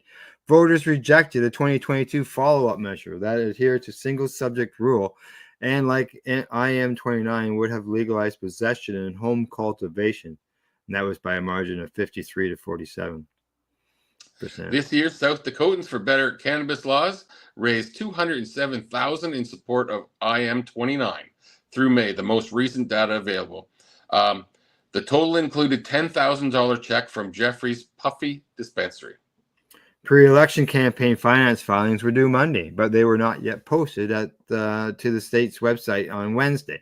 Now, opponents, including the Catholic Church, as well as law enforcement and business groups, are running a series of ads that lump cannabis with unregulated hemp as well as fentanyl. The Catholic Church is doing that. Wow. Yeah. What was that ointment that they put on Jesus? Is that not some type of cannabis oil? From my understanding. No idea. But I just find it funny that they're opposing this for whatever weird reason. I didn't know it was a religious thing. I had no idea that cannabis was religious. But he's uncertain whether that message will resonate with voters in 2024. I think our base in South Dakota is waking up to the idea that the doom and gloom, reefer madness of the cannabis industry is not what it's made to be, he said. People are starting to recognize that regulation is the way to do it. Yes, the sky has not fallen on those states where it has been legalized. There's been a lot of benefits. There's no doubt about that. And some more of these states and the federal government got to get their act in gear. Definitely and get it legalized, because people shouldn't be going to jail for cannabis. And talking about going to jail for cannabis, here we go. Next story. This one comes This one comes from punchning.com. It says Canadian lady jailed 11 years for importing 35 kilograms of cannabis. So that's what, 75 pounds? It's a lot. It's a lot. The federal high court in Lagos on Wednesday convicted and sentenced a 41-year-old Canadian lady, Adrienne Munju, to 11 years in prison for importing 35.2 kilograms of Canadian loud cannabis sativa into Nigeria. Justice Dihind Dipelo, who handed down the verdict, also gave her an option of N1000M. I have no idea what that equates to. Fine for the 2 counts preferred against her by the National Drug Enforcement Agency. So she could pay a fine or go to jail. Well, yeah, Yeah, that's what it looks like because it says an option. Now that N100M fine, and yeah, that'd be their money. I see on that sign she's from Ontario. Wow. Now the judge convicted and sentenced Manju following the plea of guilt on the 2 accounts. Earlier, when the verdict was arranged, the NDLEA prosecutor, Mr. Abu Ibrahim, told the court that Manju, without lawful authority, imported 35 kilograms of cannabis into Nigeria. Ibrahim said the incident occurred on or about October 3rd, 2024, during the inward clearance of inbound passengers on the KLM flight at the de-arrival hall at the Murtala Muhammad International Airport, Kenji, Lagos.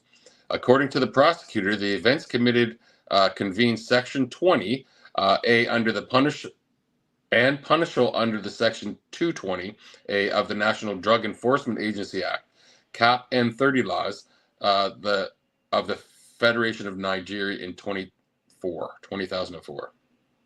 However, Manju pleaded guilty to the charges against her.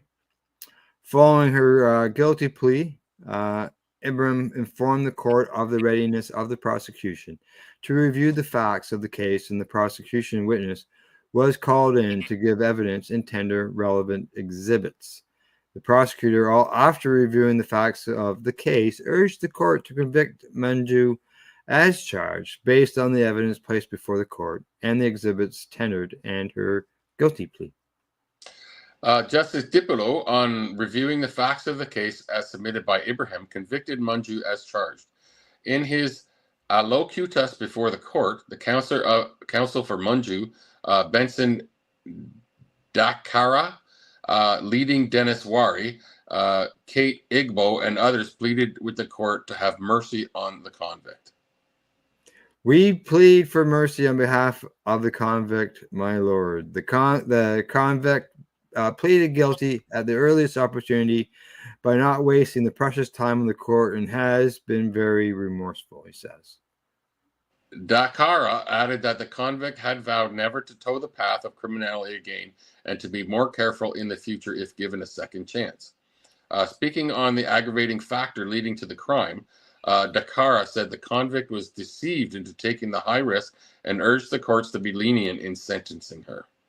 The convict's counsel also pleaded with the court to impose an option of fine on the convict instead of the custodian's sentence, adding that the convict had no relatives or acquaintances in Nigeria and had been abandoned by everyone. After listening to the defense counsel's alacritos, Justice Dipulo sentenced Manju to 6 years in imprisonment on count 1 and 5 years on count 2, and an option of fine on each count.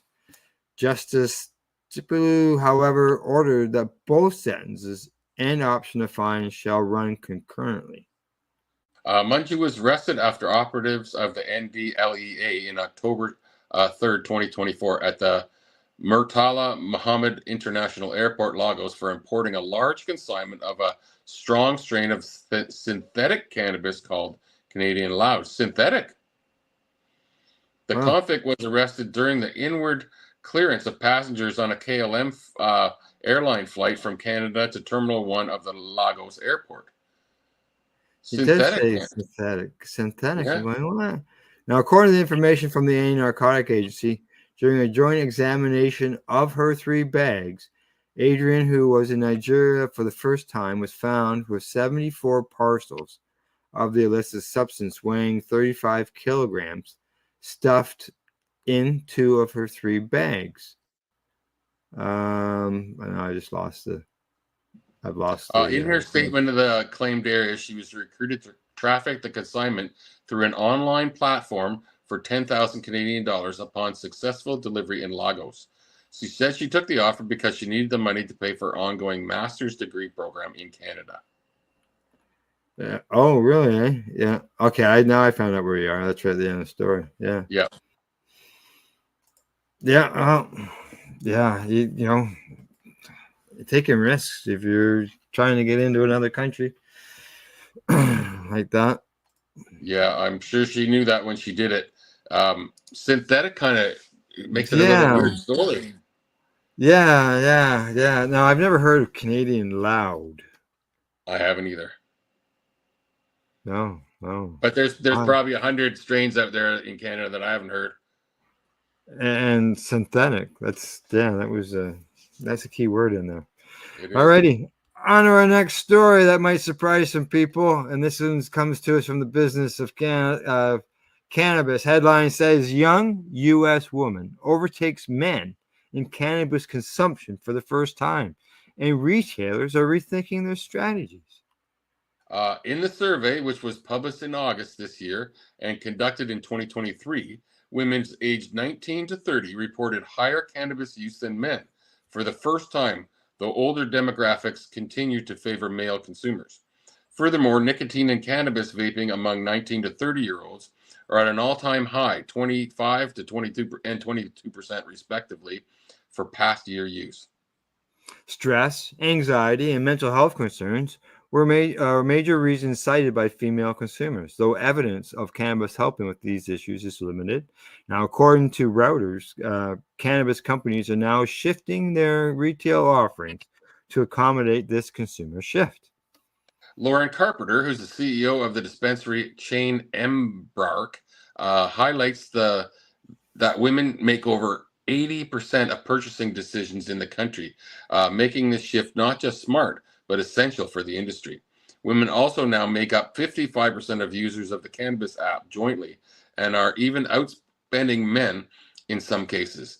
For instance, in September, female buyers spent an average of $91 at New York's first legal dispensary, Housing Works Cannabis Co., compared to $89 for male buyers. To capitalize on this trend, companies like Embark are focusing on women-driven product development and branding. This is seen as a short-term cost with long-term benefits, as women are expected to remain keen consumers. Ongoing cannabis legalization and social acceptance are further driving this trend, and women are more likely than men to buy from the legal market. Major cannabis companies like Tilray and High Tide are increasing investments in products that appeal to women. Tilray, which leads the cannabis beverage market, has seen success with products like lemon iced tea, while High Tide's recent acquisition of Queen of Bud highlights its focus on THC products for women. Oh, there you go. I don't think there's any more. No, that's the end of the story. So the ladies are overtaking the men. Ever since I can remember, it was a male-dominated thing, but no more. Yeah, well, let's hope more of the ladies can get involved and beyond that, and that's in ownership and running of the companies. Yep. And changing the laws too. Yeah. Well, hey, prohibition of alcohol, mothers. I know on the cannabis end, there's been mothers have been doing a lot of fighting, for the children when it comes to with the young kids with the epilepsy and stuff, right? Both for and against legalization. Yeah. All righty, last story of the day. This one comes to us for Marijuana Moment. Legislative Committee in Ireland calls for marijuana legalization and decriminalization of all illicit drugs. Sounds like Portugal. Yep. After lawmakers in Ireland delayed a vote on cannabis legalization earlier this year in favor of further studying the issue, a special legislative committee on drug policy has published an interim report with nearly 60 recommendations, calling for changes such as limited legalization of cannabis and the decriminalization of personal use and possession of all illegal drugs. The new report, released on Tuesday, is the product of the Oireachtas Joint Committee on Drug Use, which was formed to consider cannabis legalization and other drug policy issues following the release of a Citizen Commission report in January that recommended broadly decriminalizing drugs and implementing harm reduction programs. Gino Kenny, the chair of the committee and member of the Ireland's lower house of Parliament, told the Irish Examiner that the proposal would allow cannabis clubs where members can purchase small amounts of cannabis grown on a non-profit basis. Why don't we need that here? which some other European countries permit, but may also allow for broader commercial legalization. It's important that this is implemented, Kenny told the paper, emphasizing his perspective that the government should adapt a health-led approach to drug use. Indeed, many of the 59 recommendations from the special committee focus on shifting the paradigm around drug control from one punishment and stigma to one health and harm reduction. That's the core of the first 6 recommendations laid out in the committee's description of its interim report, which includes findings that the stigmatization of drug use and the shaming of drug users as a source of significant harm, and that the goal of drug policy should be to reduce harm and eliminate stigma. To that end, it says the decriminalization of possession for personal use should apply equally to all illicit drugs. And while people should be offered all supports and health resources that are required, it adds, no person should be criminalized for not availing of a supportive intervention. Now, when it comes to cannabis, the committee is calling on health and justice officials to undertake a body of research into how a regulated drug market could operate in Ireland, beginning with cannabis, and how Ireland can incorporate and implement the learnings of other jurisdictions that have taken the positive steps in this regard. The report specifies that countries should consider reforms with particular reference to Spain, Malta, and Germany in the development of an Irish not-for-profit regulated cannabis market. Not-for-profit regulated cannabis market. Wow. The body is also calling for expansion of the country's medical cannabis program to ensure that more people affected by chronic illnesses can access cannabis in circumstances where other treatments have failed to relieve their symptoms. The recommendation also advised the local authorities and Garda Síochána, the country's national police force, are supported and empowered in strongly encouraging reducing consumption in public areas. The committee suggested that specific trauma and harm reduction training be provided to Garda Síochána and local authorities to inform their work with individuals and communities affected by drug misuse and addiction. Just so you know, I'm scrolling back down. My screen just jumped all over the place. Now, Kenny, the committee chair, noted that the body's recommendations are very clear that the supply and sale of drugs should remain illegal, and acknowledged that drugs can cause huge damage to individuals, families, and communities, especially among already disadvantaged groups. But he said the committee was in broad agreement that criminalizing substances is the wrong approach. There's still a lot to look at, of course, but between the work done by the committee and the Citizens Assembly, it's clear that there is a consensus that criminalizing and prosecuting the use of drugs for personal use is a waste of money, and it's very detrimental to anyone convicted, he says in a statement. After months of study, he added, there's no excuse for a new government to say that issues around the decriminalization of drugs for personal use haven't been discussed properly. Both the Citizens Assembly and the Oireachtas Joint Committee on Drugs Use have looked at the issue in detail. When the committee was first being formed, Ryan McHale, executive committee member for the Irish Drug Policy Reform Organization, CRANE, told Marijuana Moment that he felt the extra step was a delay tactic from the Irish government, which he called disappointing given the clear calls from the Citizens Assembly and overwhelming public support for the measure. The government are aware of the overwhelming support, which is why they didn't outright oppose the bill like they did in 2013, which was the last attempt to liberalize cannabis laws, McHale says. He goes on to say that while there appears to be a shift from government in terms of changing Ireland's drug laws, they have not yet committed to any substantial legal change. This delay will mean that hundreds of people will be criminalized for personal possession of cannabis, while the Irish government ponders the political effectiveness of the reform. We cannot wait anymore, and the Citizens Assembly have been clear in the calls for change to the harmful status quo. TD Paul Murphy said the government's proposed delay is simply an attempt to kick the can down the road. They talk about a health-led approach to drugs, he said. Now it's time to walk the walk. Just so you know, I'm yet again scrolling, looking for you. So you keep going. You keep talking. The cannabis legalization bill from Kenny that prompted the committee's formation was first introduced in 2022. Ireland's Taoiseach Search, or Prime Minister Leo Varadkar, told lawmakers earlier this year that he agrees prohibition does not work, as evidenced by prohibition periods in Ireland that created illicit markets with impure alcohol products. In my view, drug use and misuse by individuals should seem primarily as a public health issue and not a criminal justice matter, Varadkar said. I certainly think that shaming people and blaming people and criminalizing people isn't an effective policy. No, it's not. It hasn't worked for decades over in this side of the world, and it doesn't work over there either. I had to shut down the story because I couldn't even find where you were, and every time I was trying to scroll down, all of a sudden it just jumped to the top, and it was just all over the place. So there's about 4 more paragraphs of the story. Was it? Yeah. So I'm not sure. Yeah, it's pop-up galore, right? Is what does that. So yeah, so they're looking at legalizing cannabis as well as decriminalizing the illicit drugs. So and you know they talked about the stigma and the whole bit too. They ignored them last time they tried to do this.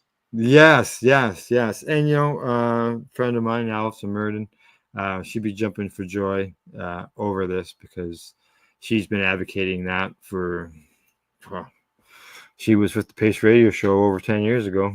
She was advocating for it then. And she's Irish? I don't know if she's Irish, but she lives here in Ontario. I just don't know if she's Irish or not. Murden. Does it sound like an Irish name? It could be. I don't know. All right. Anything else before we say goodbye? No. Peace, everybody.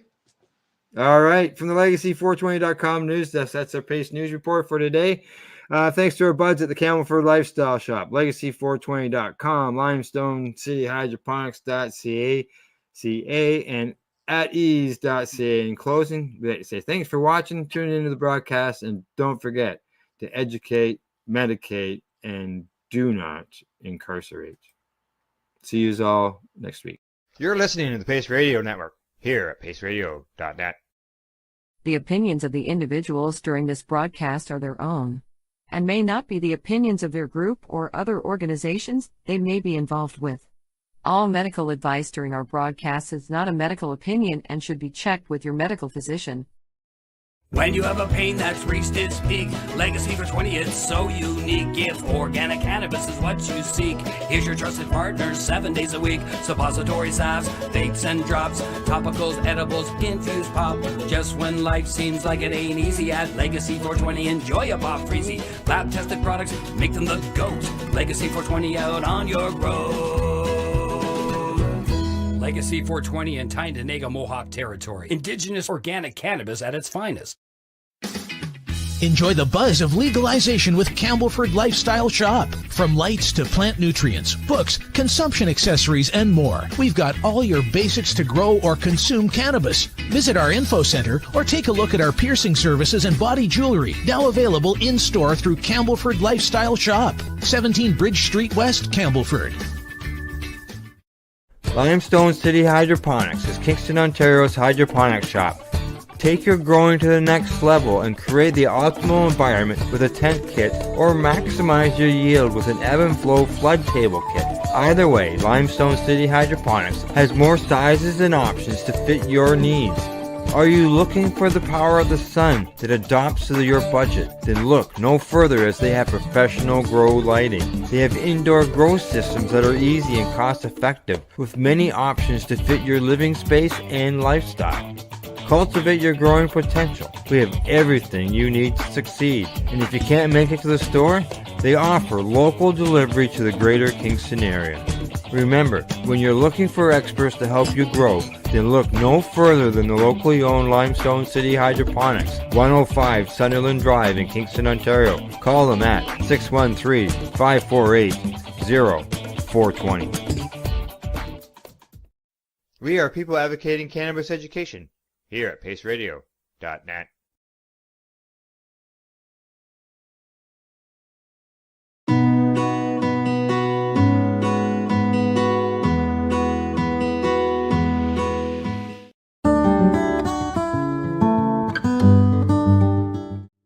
Two, we got a couple minutes. All right. I'm caught here. All right.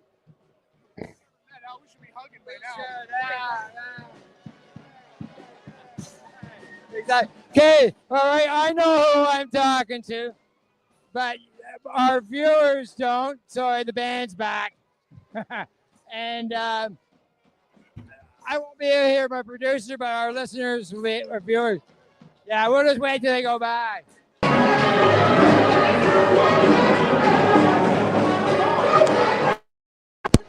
Okay, I'm back. Yeah, I heard that. Yeah. All right, let's try this again. Yes. All right. Tell us exactly who you are and your company. I'm Landon McDowell. I'm one of the owners of Alias LED. We're out of Sudbury, Ontario. It's our first time having a booth at such an event like this. This has been wild. I can't even believe the people that have showed up here from all sorts of companies, all sorts of influencers. It's just been an amazing time. It's something I probably will never, ever miss again. Just been absolutely awesome. Great. Now, Alias, the name. Where'd you get the name from? It's actually an ancient Roman name for the Sunshine family. So we incorporated that as a good way of introducing ourselves to the world. Different name, make people ask questions like that. So it's been good. It's been good. It's caught on. I said you're based here in Ontario, Northern Ontario, right? And your product is like, I let everybody know that I have Alias lights in my garden. Oh yeah, I got the 630, the 630 Matrix. Awesome. I'm glad you're happy with it. Awesome. Well, I can tell you, I wasn't an LED fan until I did a side-by-side comparison because I was helping another patient grow, and they bought your lights, and we did a side-by-side, and as your sign says, winner in that competition. You won. Yeah, third year in a row. Third year in a row. Yeah. That shows the quality of the product. Well, we've passed the hump where we've made it past the warranty. So, lights that came out back in the day when we met you are now, even if they're off warranty, we're still around to take care of anybody's help and needs and stuff, which is important. You got to just make it over that hump. And I haven't had a problem. I haven't had a single problem with you with your light. Well, we like to hear that. It's electronics. They do fail once in a while. Nothing's perfect, but it's nice when everybody's having a good time and their growing is consistent and there's no issues. Now, some people look at that and say, well, I don't. They might think they don't see much red when they, thinking of, on the HPS, the red spectrum. Now, I don't know which model this is. This is something brand new. This is a tunable fixture, so we can adjust your basic deep red 660, your 730 far red, and your white spectrum. So basically, we have a clone, a vegetative, and a flowering spectrum built into one using a master controller. It's all touchscreen. It's pretty common in the industry. You consider one of the, I know you had the model. There's a red. This is the red right here. Oh. It has an efficiency of 3.495, so it's one of the highest out there for a white, still working environment spectrum.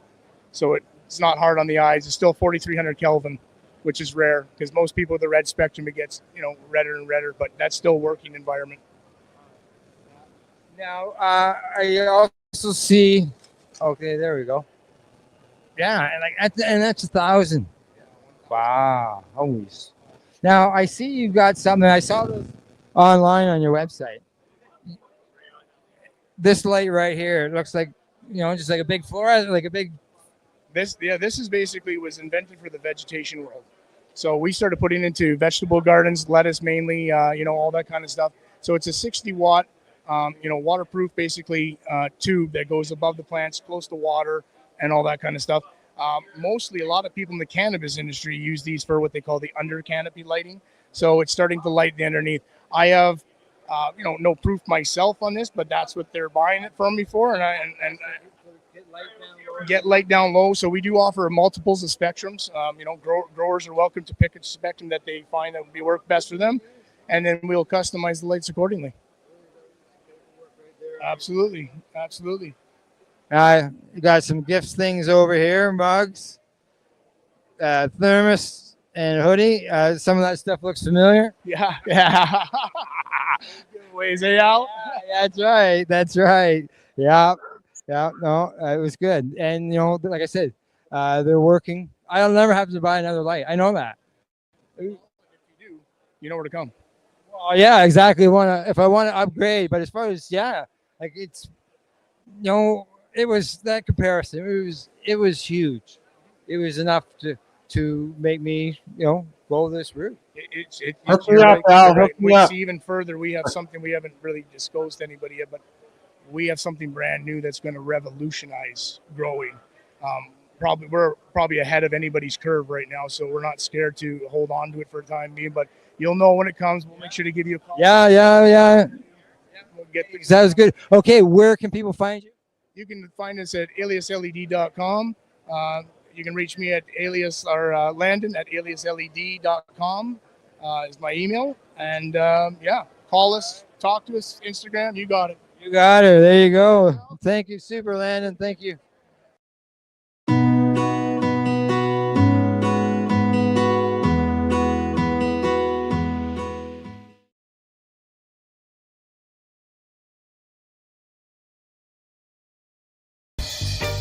You're watching the 420 Pace Network, found at 420radio.ca and paceradio.net.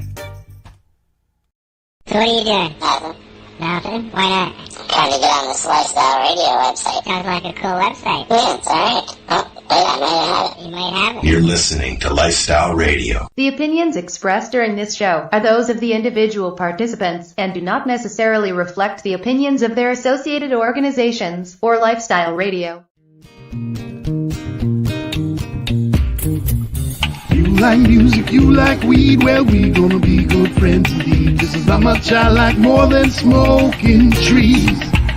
They'll make you dance the do-si-do and teach you how the chiba grows. Smoke a bowl on the 420 radio show.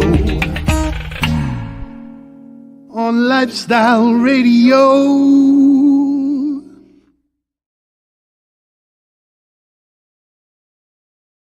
Oh, I forgot to bring everybody back up. Oh. I was sitting there looking at it. We all laughed. I wonder how long this is going to take. I just looked over and all I saw was smoke. So they've added some new toys here for us to play with, Marcel. Oh, God, I haven't even had a chance to look. And, I'll show you. Here, hold on 1 second here. Video clips. No, where am I looking at here? What the heck is going on? All right, we'll go in here. We can do rounded corners, squared corners, little tiny blocks, squared corners, or maybe I could turn myself. Circles. Turtles. Circles. Oopsies. Don't mind Sherry Ann. She's new. I always wait to the last to figure this shit out. You gotta remind me. I can't even remind myself, dear. We'll figure it out. It'll work. So do you want to do your thing, Darcy, so you can go get your meat? Oh, that sounded fun now. Yeah. All right. No. So, I definitely do. He's going to finish beating it. He's going to beat his meat. Yeah. All right. Let me play the thing. This is how we grow the weed.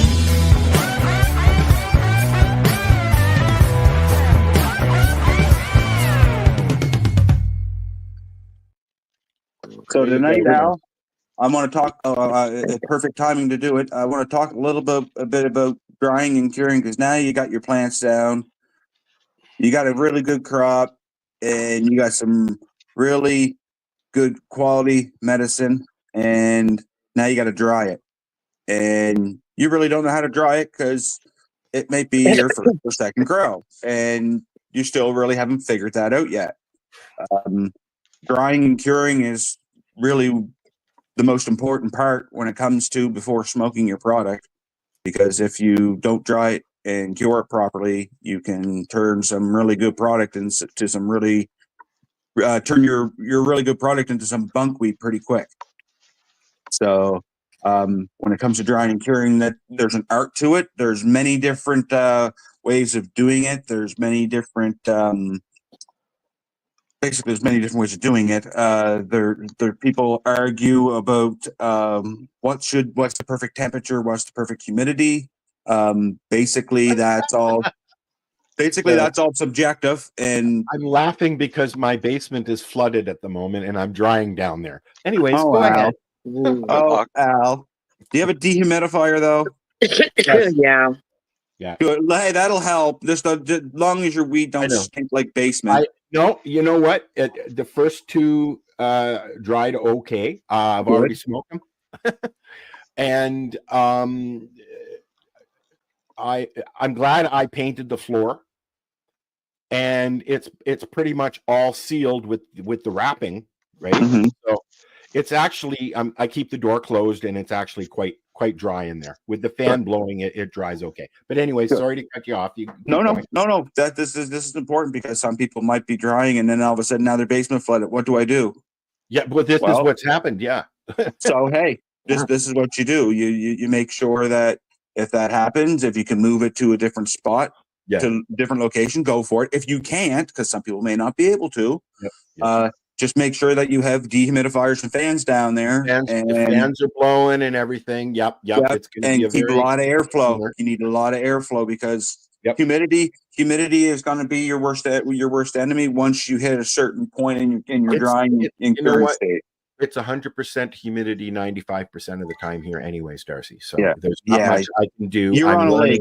You're right on. You're on a lake, but you're on an ocean more or less. So I'm on a freshwater ocean. Yes. Yeah. So, so I mean, you got to fight that. Unfortunately, I don't have to fight them things where I'm at. No. Although the salt water in the air there might affect. Not me. Not me so much. He's maybe far enough inland. Yeah. I'm fair enough inland enough, but so you want to make sure that like people. So back to what I was saying about temperature and humidity. Proper temperature, proper humidity. What is it? Many different grow books. I've read many different grow books. Many different grow books all say that they all have to give you different temperatures and humidities, but they're all within a degree or two. I prefer 16 degrees Celsius and 62% humidity to dry in. At first, you're not going to get that because you're going to have. At first, you're not going to sustain that 62%. It's 5 degrees and 4 degrees and 72% humidity downstairs. That's sorry, 15. I read the wrong one. Anyways, go on. Hey, 15 is good though, Alf.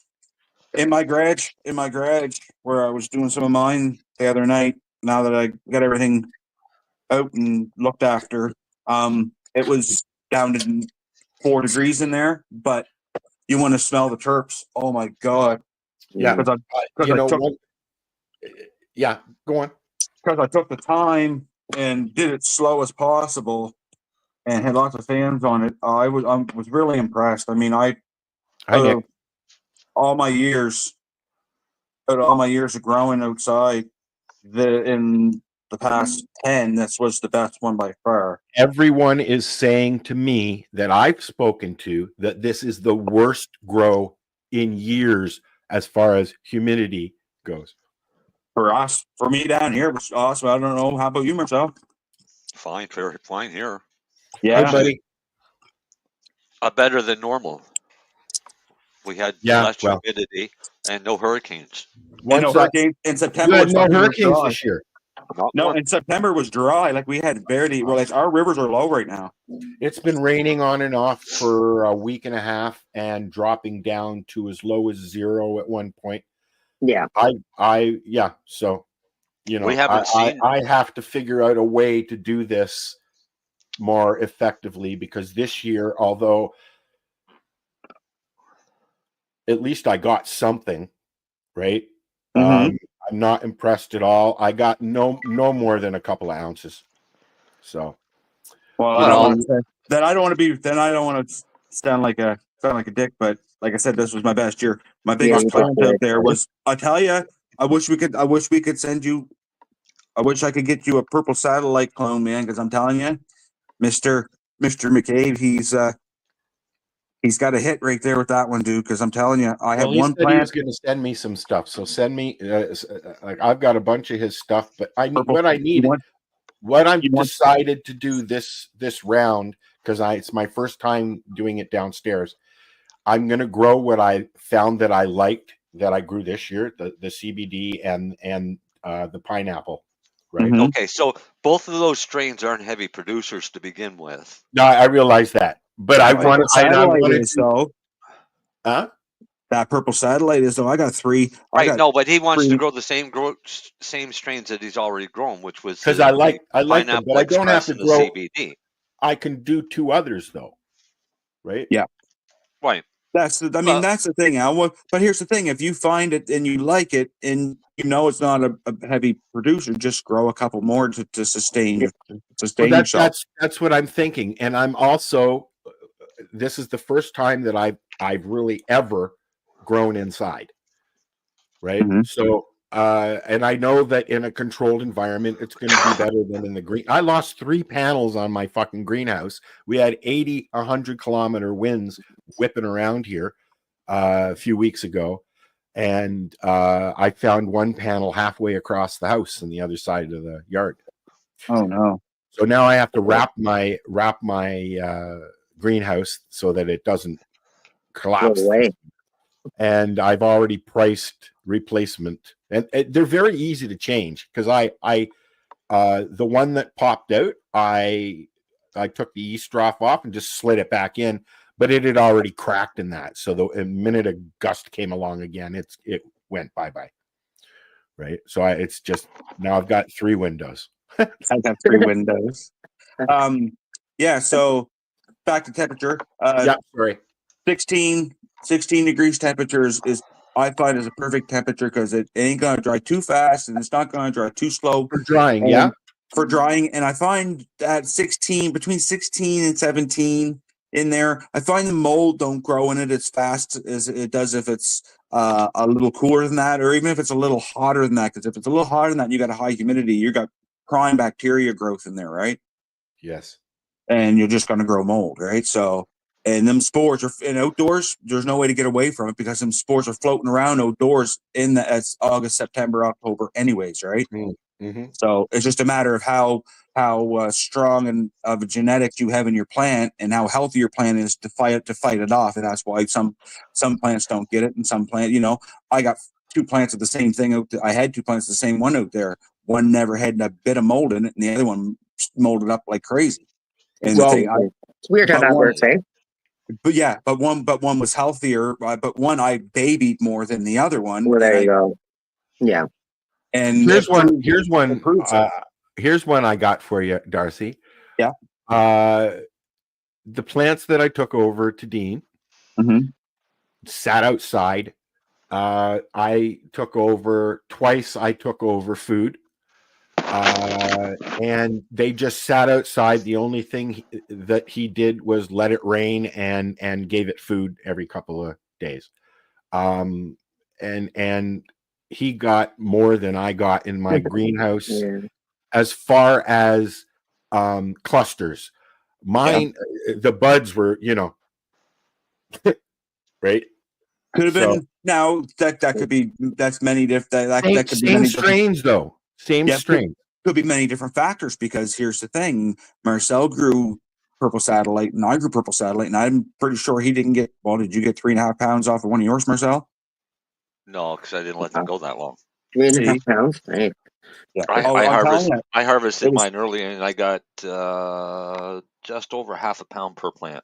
Yeah. See, so but we have the same strain, so it's just a matter of location. Location makes a big difference. He could have. And he could have had a microclimate where his plants were. It could have been a little microclimate there too, right? So he could have achieved that 3 pounds if he had been inside, probably, most likely. Oh, he could have, yeah. No, Uh, so I probably could have achieved it outdoors if I had let them go as long as he did. Yeah. I harvest mine in the first week of September. And I harvest mine. why did you do that? 'Cause First weather week of was coming? October. No, What? second or third week of September. Why did you do that, Marcel? Because weather was coming? Because I or- go by trichome color. Oh, See, and you know what? Marcel likes you- his trichomes. You've pounded that into my head. Mhm. Those little hairs. So I kept going No, out not and the looking- Not the hairs. hairs. No, The but I'm crystals. just saying this. You pounded that into my head. The hairs. Watch the hairs. Yeah. So what I did was I waited and waited and waited until they started to curl. Then I chopped them. Yeah, see, ideally, you look at the crystal itself under a microscope, ideally at least 40 times, but a 100 times microscope, and look at the actual bulbous head of the trichome. And Okay. Well, yeah, it I'm not starts out going that deep into it, but yeah, right, I get. but how it starts out is clear. So when it's clear, that's your CBD and your CBG. That's yeah. As it gets cloudy, that's the development of THC. Yes. As it When goes it's amber.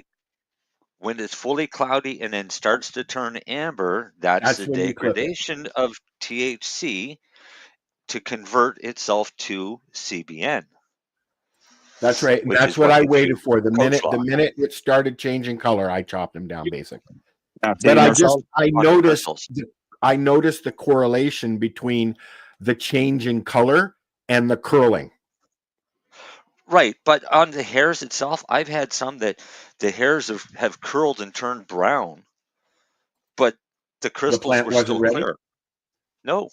Oh. So once I start to see 1 or 2 amber crystals appearing on a bud, that's when it's time to harvest the whole plant. Okay. but you got to understand, Marcel doesn't like. CBN is not Marcel's friend. And that's just how I explain No. it. No, CBN will put you to sleep. I mean, if you want something to put you to sleep faster than a turkey sandwich, that's old pot, Yeah. right? So I don't have a problem sleeping. So why would I add He's something? got a lot of old pot. Yeah, I don't smoke old pot. I convert that into oil. to a more viscous substance. I'm looking forward to trying downstairs, and once I get everything set up, I'll have a table down there and I'll sit down there and we can talk about this stuff down there while I'm beside my plants. I'm beside my plants. I know. I'm Because looking you at know the what? one on the Now, hold on. screen. Let me. What was that? I said I'm looking at the one on the screen as he's talking. I'm like, okay, look at the hairs, the Yeah, curls. Marcel's always boasting. No, it's not boasting. Hang on. I'm I'll show you. learning. Oh God, here we learning. go. Here we go. How did your plant come out? Who, mine? Yeah. Oh, it's still in the tub. Oh, cool. It's still in the tub. You take it out when you shower every morning, don't you? No, well, yeah, of course, when I have to go in the shower, it's a whole rigmarole. Like I just threw a seed in a pot. I was not planning on growing it. And the next, it started to grow, and then it got pretty, and then everybody's like, well, you're not just going to let it die, are you? And I'm like, well, yeah. They're like, no. So I fucking brought it in. So I got this goofy makeshift light taped to my wall in my bathroom, and yeah, but it's growing nice. Like, yeah, it's yeah. But that's what I was thinking. I'm like, should I go look at the little hairs and stuff? But of course, because it's not, I didn't plant it to grow it, so it's not. It's probably really slow, but it's cute. It's very Is it a disappointed female? again. Yes, I believe it is. Hold on, I'll go get it. Oh, here she goes. You can hear her. She's That's still talking. That's cloudy crystals, Al. It's probably not doing nothing. Yeah. there it is. There she is. Yep, those are buds. Oh, There that's a she, girl. That's a girl. there she is. You know who these are from? Congratulations. Shark Mouse Farms. Those are Never his heard of seeds. Do you know him? Nope. No, I don't. He's a really great grower. That's that's quite the different structure. But yeah, so it had, of course, a lot more leaves, but I trimmed them all so that they can get more light because they're in the bathroom.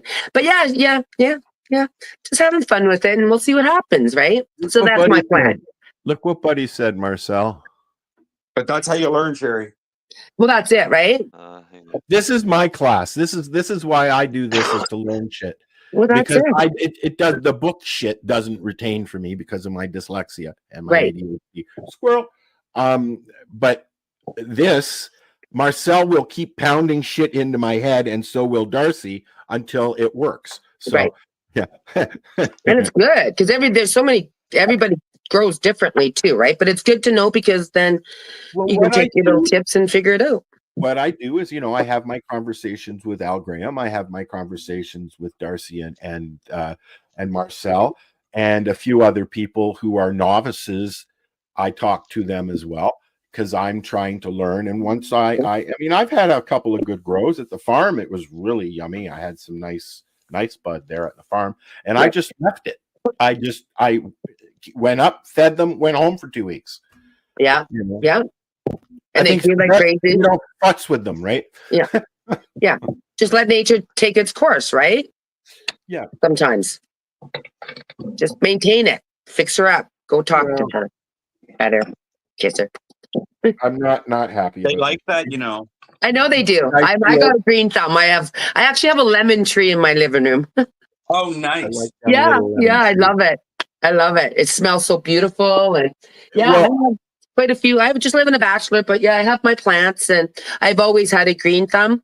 So but plants do love it when you talk to them. They really do. They fucking hear you, man. And when you feed them and water them, you can hear them. They're so happy. And I have my experiment in the living room still, guys, in the pots. I'm going to take them downstairs though, because they're done. One's just flat out dying. The other one's just kind of tripping along, and I'm wasting my fucking time. So I need the pots. So they're going downstairs. Yeah. It's just the cannabis plant. Is that what it is? Upstairs you have? They are what they are I had one of my plants hit the roof of the greenhouse, so I had to chop the tops. Gotcha. So I brought them in, and I left them sitting in a cup of water for almost 2 months. Oh, wow. And then I stuck them in, and they were going great. The minute I stuck them into dirt, didn't like it, eh? Was it because they were in water for too long? Do you think? Marcel? I don't know. You guys are the growers. What was that? Was it because it's the minute I stuck the experiments into soil? Yeah. And they died. I even tried. I saw a How video. wet was the soil? It was new soil, and it wasn't that wet. No, it was, I just watering from the bottom, just putting it in the trough. Right. So didn't like it. But I even tried the piece that I snipped off the bottom. I dropped it in. Wait, you snipped a piece of the root off? No. Well, you said you snipped a piece off the bottom. What? A bottom of what? Before I put them in water, I sliced them the bottom. Yeah. Okay, and put them in the water. And I took that piece and I kept it and put it in the dirt, and then put the rooting stuff on top of it. I watched that. Somebody did that in a video. Right. Yeah. And it because they said that if you just dip the rooting compound on the plant, it's going to come off when you're pushing it into the dirt. Right. So I was just trying. So 6 in one, half dozen in the other. They didn't work. So didn't like it. Darcy. Yes. Have you ever had your rooting hormone push off when you pushed it in the dirt? Well, a little bit always comes off, but you got to. That's why you dampen your stem. Yeah, you dip it in water and then dip it into the rooting compound. Yeah, That's but that's what I've why you always dampen your stem. But when you dampen your stem, the whole point of dampening your stem is so you attach that to it, right? Right. So. But when you push it into the dirt, as soon as you apply pressure to the end of it, you're literally forcing the root hormone into the stem. You are, yes. Okay, that makes sense. Right. That does make just sense. little physics. Because you've I always slice up once, right? As well. I cut on a 45-degree angle. Cut it on a 4, and then you slice up. If your stalk is thick enough. Okay. Right? If you've got just a fine thin stalk, you don't have to slice it. Oh yeah, well, But, I mean, yeah, no. I mean, we're at times rooting branches. Right? So it could be as big around as your baby finger, the piece that you're going to try and root. Yes. So we'll split those into 4. Well, we're gonna get that. We're gonna learn how to do that downstairs. And I also think that I'm seriously thinking about getting some netting and sea of greening it. Is that more work or scrog? Both. Well, with the netting, you're doing a scrog. You can do that with one plant. Yep, I know. Right, one plant, train it out, let it spread, and as it spread, keeps pruning it and letting it spread further, and then all of a sudden you can let all the branches all come up at the same time. Is it more work to scrog than it is just to let them go? Mm-hmm. It is? Well, yeah. Okay. But you have much better results for an ending. Well, when I go down there and I've got everything down there and we can talk about it, we can look at it. I'm just in the process of laying everything out. I gotta dump the old dirt in the garden and, bring in the buckets and stuff before it freezes. We've already had below 0. We had I woke up one morning, it was -1. Have you had snow yet? We were supposed to, but no. Not yet. Well, it's coming. Yeah, I'm sure it is. I'm surprised it hasn't there yet.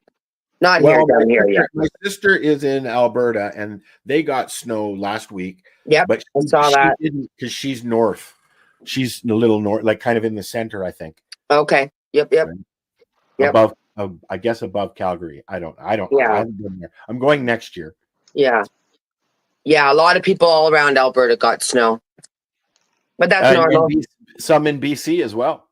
Yeah, that's normal for this time of the year. I used to live out there. But the flurry, I don't miss it. We're getting a lot of rain right now. That's going to turn to snow within the next couple of weeks. Yeah. Yeah, I think so too. For sure. It's more up north than downtown, but definitely, you can definitely feel that the temperature changed in the last 5 days, even downtown. The first few times it doesn't stay, though. I'm sorry? I've been through winters in Toronto, man, as a kid. And I tell you, them's were winters. And they're not even as bad up here. But I don't go anywhere. I shop. I don't go out of town. Yeah, you hibernate pretty much up there. November until April, I don't leave town. I don't blame you. I know. I mean, that's a nice thing about living right downtown, right? I can still get around because it's easy enough, but it's still pretty slushy and pretty wet. You got St. Lawrence right there. I got everything. Man, I swear to God, that's the only place I would need to go is St. Lawrence Market. Yeah. Everything's right there. I have everything here. Yeah, it's so I'm so fortunate. So I don't have to walk anywhere. It's funny. I went up to a friend's just up in where was it? Just down the Danforth, and it's still in the city, but it seems so in the boonies and dark. I'm so used to living downtown now, right? Darcy. Yeah. Yes. Well, were you done? Yeah. Well, I just wanted to all I was just saying is just how important drying is when it comes to your cannabis, because if you don't dry it properly, you can ruin something that you worked all summer for, and you can discharge yourself pretty quick.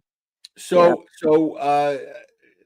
I'll tell you what I've been doing. I've been putting it a few years ago. Mary Jane gave me but a drying rack for clothes that I put it's mesh and it dries stuff really well. I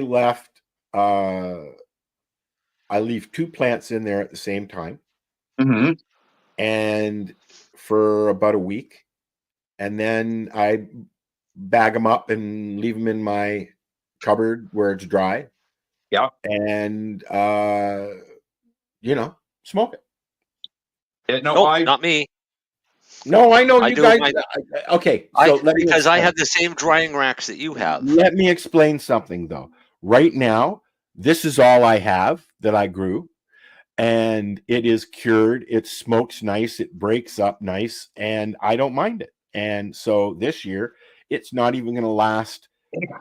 It's going to get me through the rest of the month, which is the whole idea, anyways. But what I'm hoping for this next time is to get if I have an overabundance and I don't have to worry about having meds, then I can play. Yeah, experiment. So we're gonna do smart this winter. Well, how big's your tent?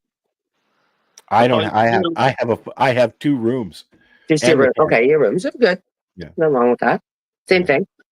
There was a bedroom downstairs that I converted into my grow room, and I split that in half. Yep. So I have a veg and a flower room. Nice. As well as a tent for a mom if I wanted to, but I'm not going to waste the power. Yeah.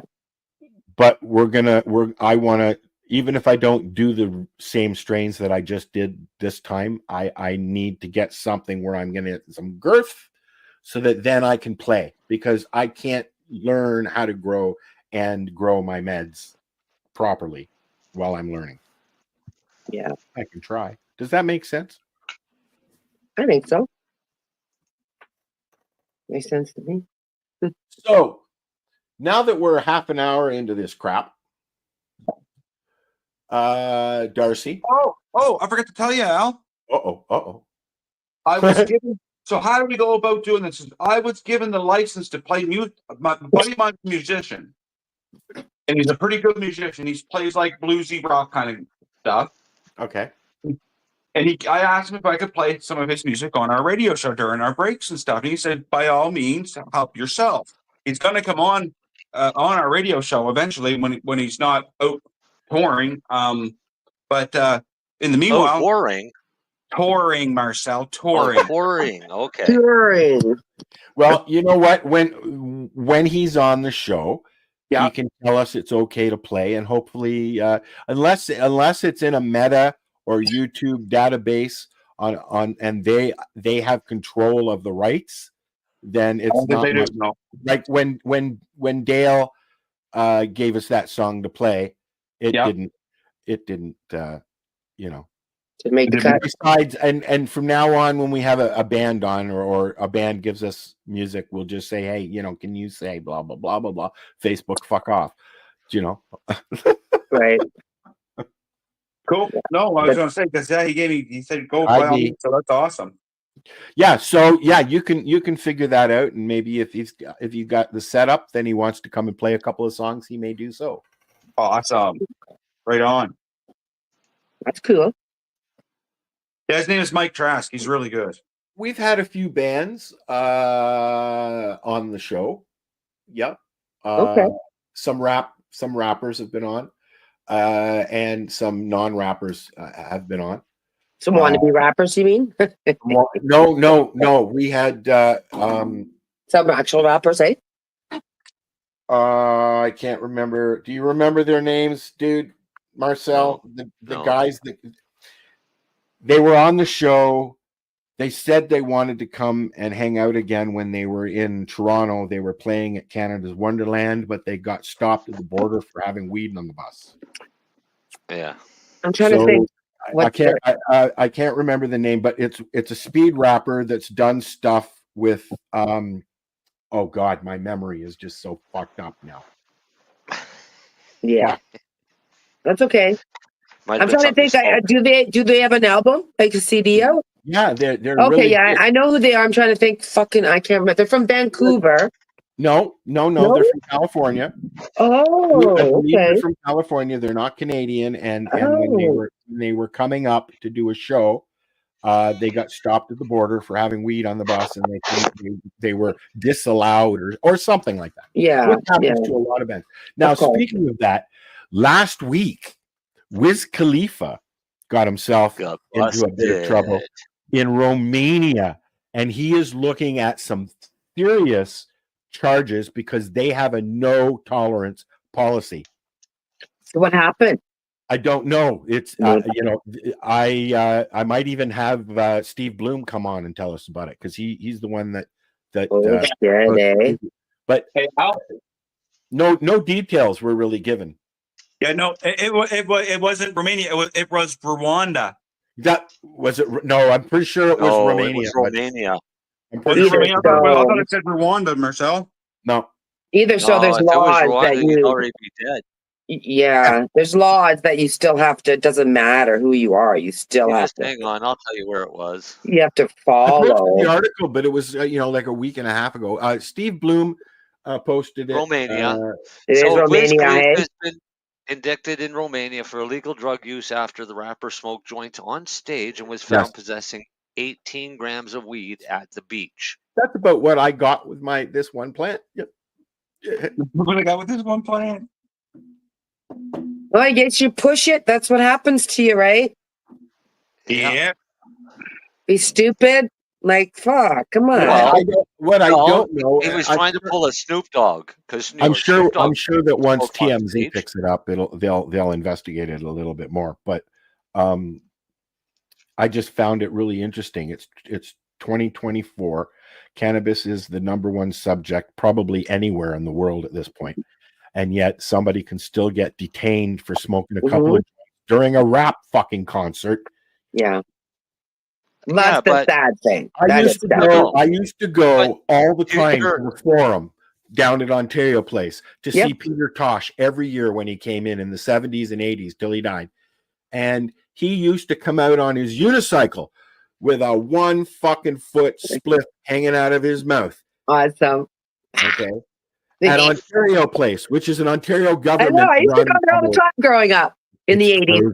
No, it's closed now. Did you have a chance to go to the Forum when it was there? Yeah, all the time. I used to go there all the time. Saw Robert Plant, Captain Fly, a whole bunch of nerdy bands, but it was fun. I loved it. Yeah. Doug and the Slugs. Glass Tiger. All those bands. And it revolved. And it revolved. Remember?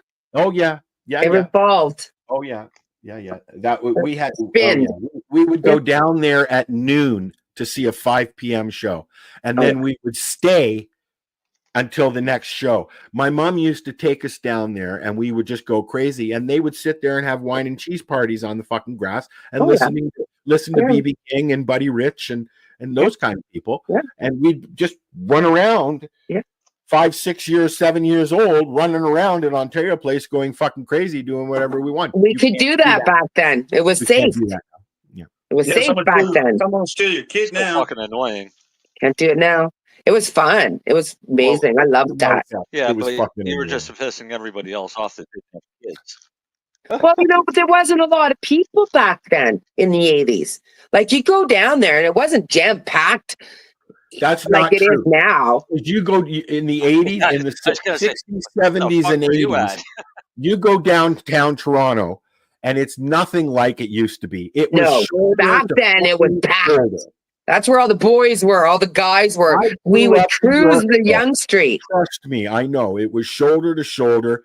You walk through Yorkville, and the shops, which were just in people's homes back then, were packed with people. The cafes, the bars, the music venues down there. There was studios, everything. It was just, I wish. If somebody said, I'm going to take you and put you back someplace in time, what year would you like to go to? 1971. 71 for you, hey? Okay, well, that's only a number, but it sounds like a good number. Well, I was only 3, so I'm gonna say not for me, but definitely the early 80s for me was just. I didn't like the 80s. I was a Gasworks girl, a Rock and Roll Heavens girl, Of course. Young Street. Yeah, I was a rocker girl. So The Phoenix is now going away. Bye bye. no. Announcement today came through. Really? They're not going to close to 2026 now. Just today they announced it. Awesome. Just today they announced it. Awesome. So see, there Just you up the street from me, about 10 blocks. My buddy grew up in the housing project across the street. Okay, yeah. I mean, I'm talking about the Diamond Club. Yes, I remember Okay. that. I went and seen Barney Bentel at the Diamond Club. I actually saw Rage Against the Machine when it was the Diamond Club. Wow. And what was it? I can't remember. Do you remember? Was it the Rivoli? No, No, that's down. That's somewhere else. What about it? There was another name that it had before the There was Diamond. the Diamond. There was the Phoenix. Oh gosh, I can't remember. It's been the Phoenix since then. Yeah, it's been a Phoenix for a long time. But we used to, when we were really young, we used to go to the church dances down on the corner at the Anglican church on Sherburne there. Yeah. And then we would run across the street and catch whatever bands were playing. That's awesome. No, I grew up in North York, and I actually went to school with Sebastian Bach from Skid Row.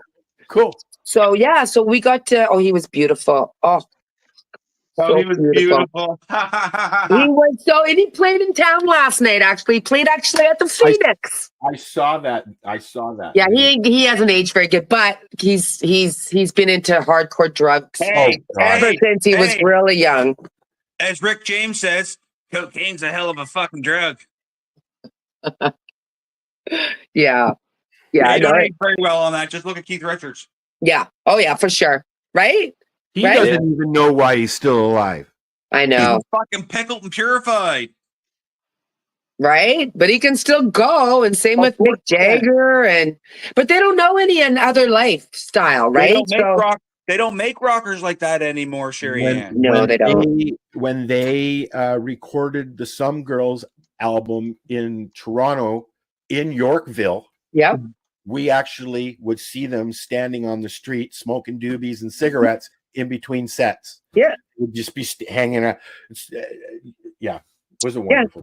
Yeah, it's pretty awesome. I know, even like when I grew up here in the 80s, and I did the Rock and Roll Heaven scene, of course, like I said, there was Sebastian Bach, and then there was the likes of Lee Aaron, and then the Killer Dwarfs, and the Kick-Axe, and Anvil, and all would those. you have been a Helix fan? I know them. Yeah, I'm not a big fan. They were kind of like a bubblegummy kind of. You know, my girlfriend's married. They were to very, very pop rock. Yeah. My buddy Mike, the guy that I was talking about, that's going to come on the show. Yeah.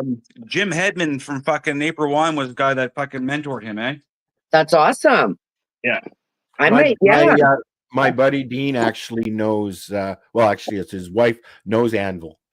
Okay, yeah, Lips and that. Yeah, well, I'm friends with Lips. He was supposed. Lips was supposed to come on the show about 10 years ago, and then he's just out there. No, thank you. No, Lips and I think Lips just played actually the Gasworks, the Rock Pile not too long ago. I'm actually going to go to the Rock Pile on Thursday and see the my friend's band, the Metallica tribute. They do what the hell are their names? I always forget what it is. Is it Sandman? Maybe, but yeah, no, I'm gonna go see them on Halloween. So, but I know a lot of those rockers, and I come from those. Were you? Sorry, you were a club rat, were you? Yeah, I was. I was a banger kid back in the days. I spent my 16th, 17th, 18th, and 19th all in the bar. I think I did my 17th, my 18th, and did my 19th at the Rock. Where was that one? Hot Rocks in Brampton. But yeah, I kind of did. And but it was fun because in I those worked days, I worked in the 80s at King Saul Outdoor Stores, and when they had just opened the Big Bop next door. oh, okay, yeah. I And did the then- Big Bop. And then Jeff Healy bought part of the paddock and moved his Yep. bar in there. Oh So my I mean, gosh. I watched, and the Epicure had I walked by the paddock yesterday. That's so crazy you said that. my cousin and I looked at renting one. There's 3 or 4 different pubs in that place. Yeah, it's nice down there. I was at It- an event it- well, yesterday. it's- With it's an Karma Cup. old- Karma it's an Cup was right old, down there yesterday. What do you call it? It's an old hidden bar down in the basement. There's 3 of them. Oh yeah. Oh, I know. It's I love it down there. It was, Prohibition bars. There's a few of them. Like what do you call it? They're the pair. well, where we were at Karma Cup, we were all talking, and some of the older people like me were saying it was an old booze can. Where was it? We were at Bathurst and Queen. Oh yeah, probably. We were at 663 Queen Street, and it was behind. You had to go down the alley like always booze cans were. Went down. Yeah, Yeah. we did that. Yeah. And you had to go down the stairs, and oh fuck, after the gas works, oh shit, we would always end up in the booze cans, and you'd always come home because they were always so dark, right? Because they were illegal. You'd always come home in with a our black case, they were- eye or just wound. friends with garages that had seats in them. That's basically what it was. Yeah, but they were fun. But the Big Bop, it was so big, wasn't it? It was so big in there. It was 6 levels. It was so big. It was scary in there. They had the little rooms upstairs and anything. Darcy, you can go if you want, but Darcy wants to go get his moose. okay. Oh, no, I was good. I just had to fucking clean up a pile of piss for my dog. So sorry about that. God. Okay, Don't even laugh, Marcel. Okay, before you go, then I'm going to make you work for something. Then, since you're going to go and go chop up your moose. No. Okay, so I grew up in BC in the Rocky Mountains, so of course, fucking all my friends are Bambi murderers. And it was so bizarre because my ex-husband went hunting and he killed an elk. And then the next morning we woke up and I had 5.5 acres of property, and I woke up and there was fucking herd of fucking elk all in my yard. I was like, holy fuck, is that a sign? But so my question is to you, I won't eat wild meat. Just can't do it. I've never been able to find a recipe enough to put enough peppers and salts and spices to get rid of that gamey taste. So I just can't do it. Wait. What's your recommendation for Don't moose use meat? pepper. Don't use pepper. Well, I probably didn't use pepper, but like anything, like I remember just trying, and it was so Do you like bloody and garlic? gamey. Do you like garlic? You love garlic. Love Garlic it. Spice it with garlic. Put garlic on it about an hour or 2 before you cook it. Okay. And just kind of like let it marinate in like the garlic. Yeah. And then cook it, and it shouldn't have a gamey taste too, because my grandmother does not like gamey taste, and she's neither do I. God love her to death. She's an old hillbilly grandmother from back in the woods, so she'll eat anything, but she does not like taste that gamey taste. Yeah, I don't blame her.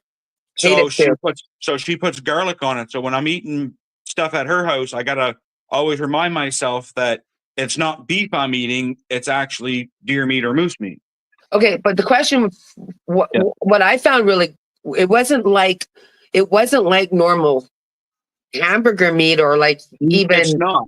Yeah, Why it was almost like I couldn't, like it was just so bloody. As much as I cooked it, it just seemed like the blood wouldn't cook out of it. Do you know what I mean? Technically, that's not. Because it's an elk. But here's the thing, too, Marcel. That may not be blood. Wild game has a lot of maybe it's the butchering of it. No, they have a lot of juices. Yeah, They have a lot of juice. But when you kill an elk is too big to hang up. Right. Right. So when you hang meat, blood drains. Right. Yeah. And it goes down to the gravity. Right. Yeah. So you tend to get less. With elk, you literally cut it into chunks and pack it out that way. So there's no chance of really bleeding it out. Yeah, you're right. You're going to get a little more juice. But here's a cool trick that you can take any wild meat, bear, deer, elk, caribou, whatever you want. If you're afraid of the gaminess, I'm glad you didn't say dog. Anyway. Soak it. Well, it would work for dog too. But shut take up, your meat, take your meat and put it in a bowl of water with fish sauce. Oh yeah, your fish sauce, yeah. All right. So you go to the grocery store and you buy a bottle of fish sauce. It's like $3 for Like half a oyster gallon sauce, of this you shit. mean? Yeah, I was No, gonna say, it's isn't it called stinky now? No, it's literally called fish sauce. That's exactly what it's called, Terry. Fish sauce. Marcel got me onto this. I smelled it and I said, I'm not putting that on my meat, but I did. Totally, man. I don't cook without it now. It took it right away. Okay. Yeah. So what it is, it's just fish and salt together to create a juice. Okay. And you use that juice and you dilute it with water and any meat, turkey, chicken, steak, beef, whatever. Yeah. Soak it in it for about 30 minutes to an hour, depending on how thick of a cut you have. Yeah. Take it out, rinse it off under the tap, dry it off, and then cook it as you normally would. Okay.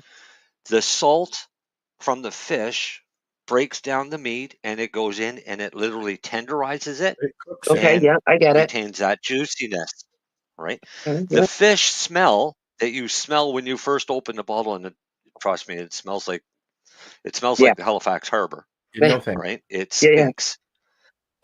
There is none of that taste or flavor transferred. Goes right into away, the meat. hey? It's gone completely. Yeah. So I've been using it for years. My turkey, people line up for my turkey because I can overcook the turkey, cut the breast, and the juice still runs out. Still amazing every time. Well, awesome. Every Well, you've time. obviously mastered it, right? So it's yeah, fucking fish delicious sauce. stuff. It Okay. works great. And All right. that'll help take away that gaminess that you get from wild meat. Pepper increases the gaminess. It brings the gaminess out, like ground black pepper or whatever, or white pepper. Yeah. So you stay away from pepper on your wild meat. Use garlic. You can I use probably any put a spices you shitload want. on it, to be honest. I probably did now that I think of it. I'm just Yeah. a salt and pepper girl. I probably threw a shitload of pepper. It went in the garbage anyway. As much as I cooked it, the blood just wouldn't stop. It was just, yeah. Then I had nightmares for days. So. And then I had nightmares. I did. I did.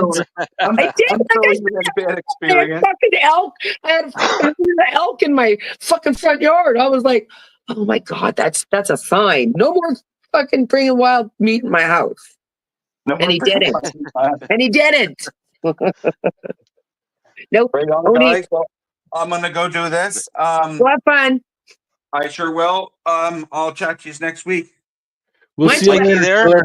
Mind you, my Awesome. dad used to make elk beef jerky, was really good. Yeah, I bet you that'd be delicious. Sorry, I I'll make let you go. I make deer jerky every year. Yeah, I heard that's really good. We're gonna take a quick break. We're gonna come back. We're gonna talk about Sherry Ann went to the Karma Cup gala last night. We're gonna talk about that, and I'm gonna tease Marcel with this And I'm gonna go get a refill. Why is that a tease for me? because you joint like guy. hash. Yeah, but I'm a joint guy. Yeah, I know. And my hash is usually in my little wooden pipe. I have a hash pipe right here. Yeah. And do you just burn the hash in it? Or do you put weed in the hash too? No. just hash. Do you My really? hash pipe, That's not true. Sometimes I'll put weed in it. my Because I hash pipe found- will only ever see hash. And you just puff up your hash? Is that all you do when you put it in there? Depends on which kind I have. I've got Yeah. probably 10 or 15 types of hash. Yeah, I do. I got a few too. You just put So the I- snake. You can't really see it. Where is it? There we go. Yeah, I know how that one works. Yeah. Have you That's not tried a hash? pineapple. You've I just tried have one? a Yeah. plain old hash pipe. Well, this Dave said he explained it, and Al and I spent the whole day with him, and he actually made some apples while we were there, and Al's going to put together a little video about it. But we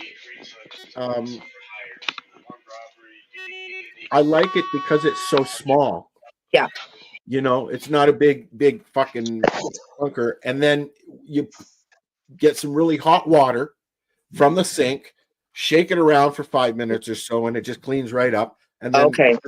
every now and then I'll do a what do you call it? But it's very snake hit. I like it. No, you don't snake hit. I said you do once in a while. You do a little snake hit, or what? I don't know what you're saying. Sorry. Once in a while, I'll stick it in the what do you call it? The alcohol. Okay, yeah, because they're pretty. They're not like dabbing. You're not getting all that dabbing. Well, he had one there at his shop, and he's got an e-nail on it, so you can put an e-nail on these. I've seen that. Yeah, I've seen my friend do it with his pipe. With his time apple. I used a fucking e-nail, I burnt myself. I'm like, no, thank you. Yeah, or I've burnt, or I've dropped it, or like the banger and burnt myself. Yeah, it's not worth it. It's not worth it. This. I'm going to do a proper review of this, and I really like it because when I don't have any cannabis, and I discovered that like I said at the beginning of the show, prices are going down at the legal store. If you've got other means of getting your cannabis, that's fine. You do whatever you like. I will use any means necessary to get my cannabis, be it legal, illegal, or other. Cheapest, yeah. And what do you pay for an ounce? A good ounce, where you are? I got some TWD indica, which is tweed. It was $104. You can get, I know I laugh every time I do that, dude. But you know what? It's cheap. It rolls up nice. It smokes nice.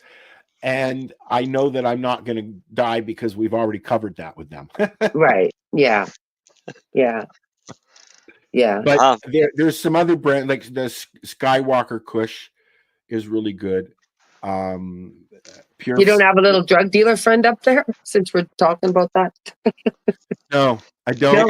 I gotta find a friend, or dude, because on the other market that's out there, those 26 ounces, bucks a fucking ounce. Well, they'll range anywhere from 25 to 80. And I usually do buy online. It's just when I've only got enough to buy, that's what. I know it's hard. I get it. So usually, what I do is I'll go online and I'll order a quarter pound, and that'll get me through 3-4 weeks. And then when I run out, I'll run over to the legal store. Yeah. But I've been getting, like I said, I've been getting some hash at the legal store, and I'm quite enjoying it. And how much are they charging for a gram of hash out there now? 2 grams of hash, and it was $31 for Wagner's. I also like the Vortex, which is a little bit more expensive. I think that was $38. Yeah. And I only buy 2 gram. Okay. And they're under $40. Because I thought they came down a lot more than that. I thought that you could almost get 2 grams now for like $15 on the legal market. No. At places I haven't paid probably. I haven't paid $15 for a gram of hash since the 80s. Yeah, I know. Yeah, me neither. Canna Cabana is the cheapest. Yes. Legal store in Canada. They have a shitty fucking website menu, and I've already talked to them about it. We've had them on the show. Yeah, everybody's aware of it. They're aware of it. They don't care. They don't care. But so they sell enough, right? But they do have the best prices. I agree with you. Well, because they selection. They in some cases they take a loss, but they like for instance, if they are selling you cheap, good shatter, at a really good price, chances are with your savings you're going to turn around and buy a shatterizer or another pen. And they sell them reasonably priced there too. So they are undercutting the shatterizers, but I find that a lot of stores there, even though there really is a set price for most things that you can buy cannabis related in Canada, some stores don't care, and they're making their own prices. Oh, for sure. And, and that's fine. Yeah. But we see it and we talk about it. You know what? Myself, I don't know any growers up here other than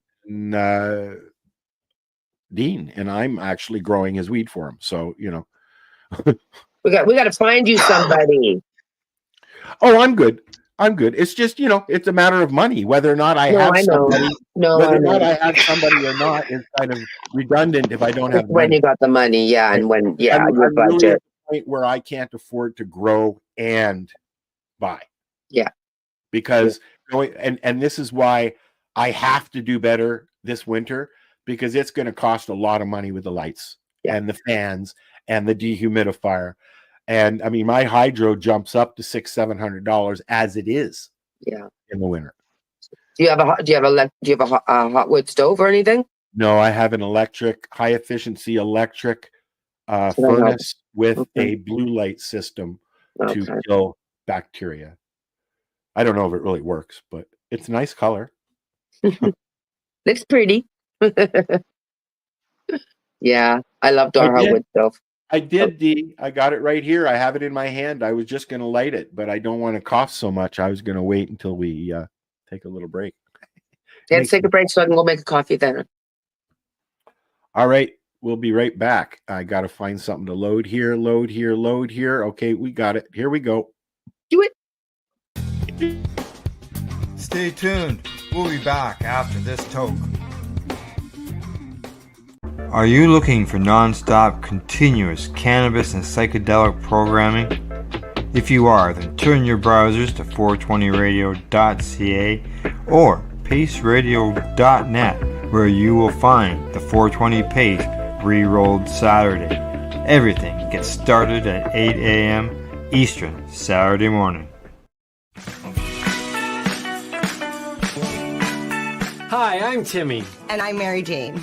He's the newbie. She's the doobie. And this is the show where we toke cannabis. Talk.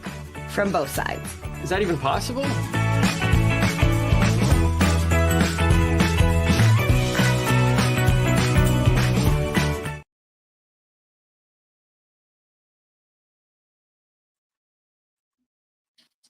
You're supposed to be helping Marcel.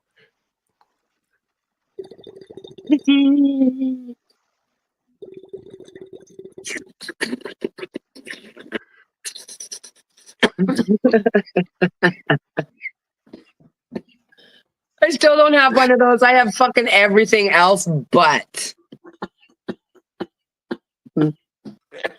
Oh, okay.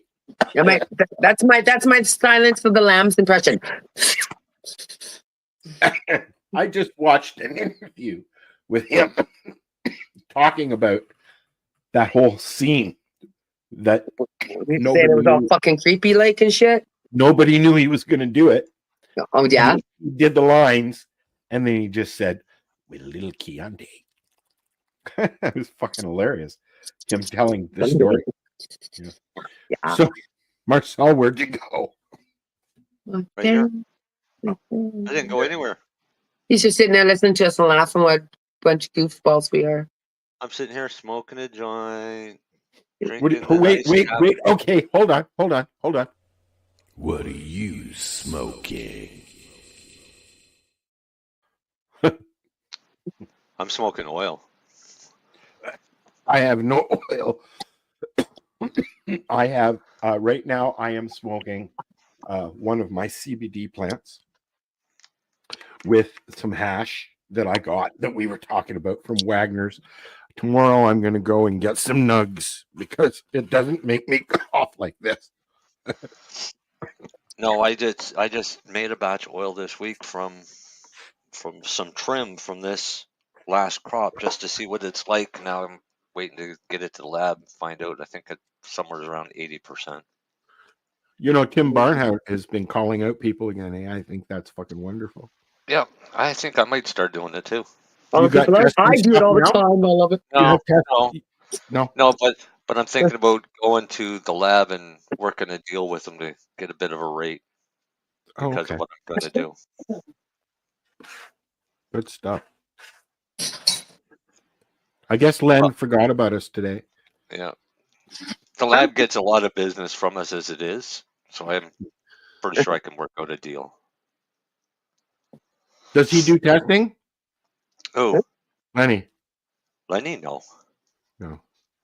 I'm surprised that he uses the same lab that we use. I'm surprised that pharmacists aren't doing testing. But then the pharmacists, they're not really into the weed thing anyway. So Yeah, why do they have to test? he's an individual. They buy from the legal market. It's supposedly already It's been already tested. tested. Yeah, fair enough. I say supposedly because Yeah. So you were laughing about my tweed buying. Why are you laughing? You know, I know why you're laughing. For how long? For at least 10 years, we were like, no. Now Marcel's the only one. Even Darcy goes to the legal store now and then. I've been to legal I have a store. tweed bag. Have you been in one already? Have you been in one yet, Marcel? I've been to the legal store twice. Yeah, because you had to get some booze. No, the first time I went was to pick up the very first cans of Turo cannabis that came on the market. Oh, I love Turo. Because we packaged those cans. Oh, do you? They're my Oh, yeah. friends. I love those cans. Yeah. So I went and I bought 2 cans of that. That's Waited what a Lenny year. sent me. Lenny sent me some of that. Yeah, waited a year and smoked one, and then I still have the other cans never been opened. So you're going to see how long it lasts? Yeah, and then as soon as our hash at Turo Cannabis hit the market, I went and I bought 2 cans of that, and waited a year, smoked one, and it was great. And then I still have the other cans not open. So I still have Turo Cannabis, or the very first strains that ever grown and come out of Turo Cannabis. Wow. And the very first hash that came out of Turo Cannabis, the very first batch of hash. Jen. Do you know Jen? You were the one. Yeah, he knows Jen. He was part of the group that started Turo Cannabis. No, Jen. Jen. Yeah, I know Jen. Yeah, Jen. Yeah, I love Jen. Me and Jen are good friends. Love her. She has been really good to me over the years. Sure. Yeah. No more. No, I'm kidding. Yeah, they've done a change. Yeah, they have new staff.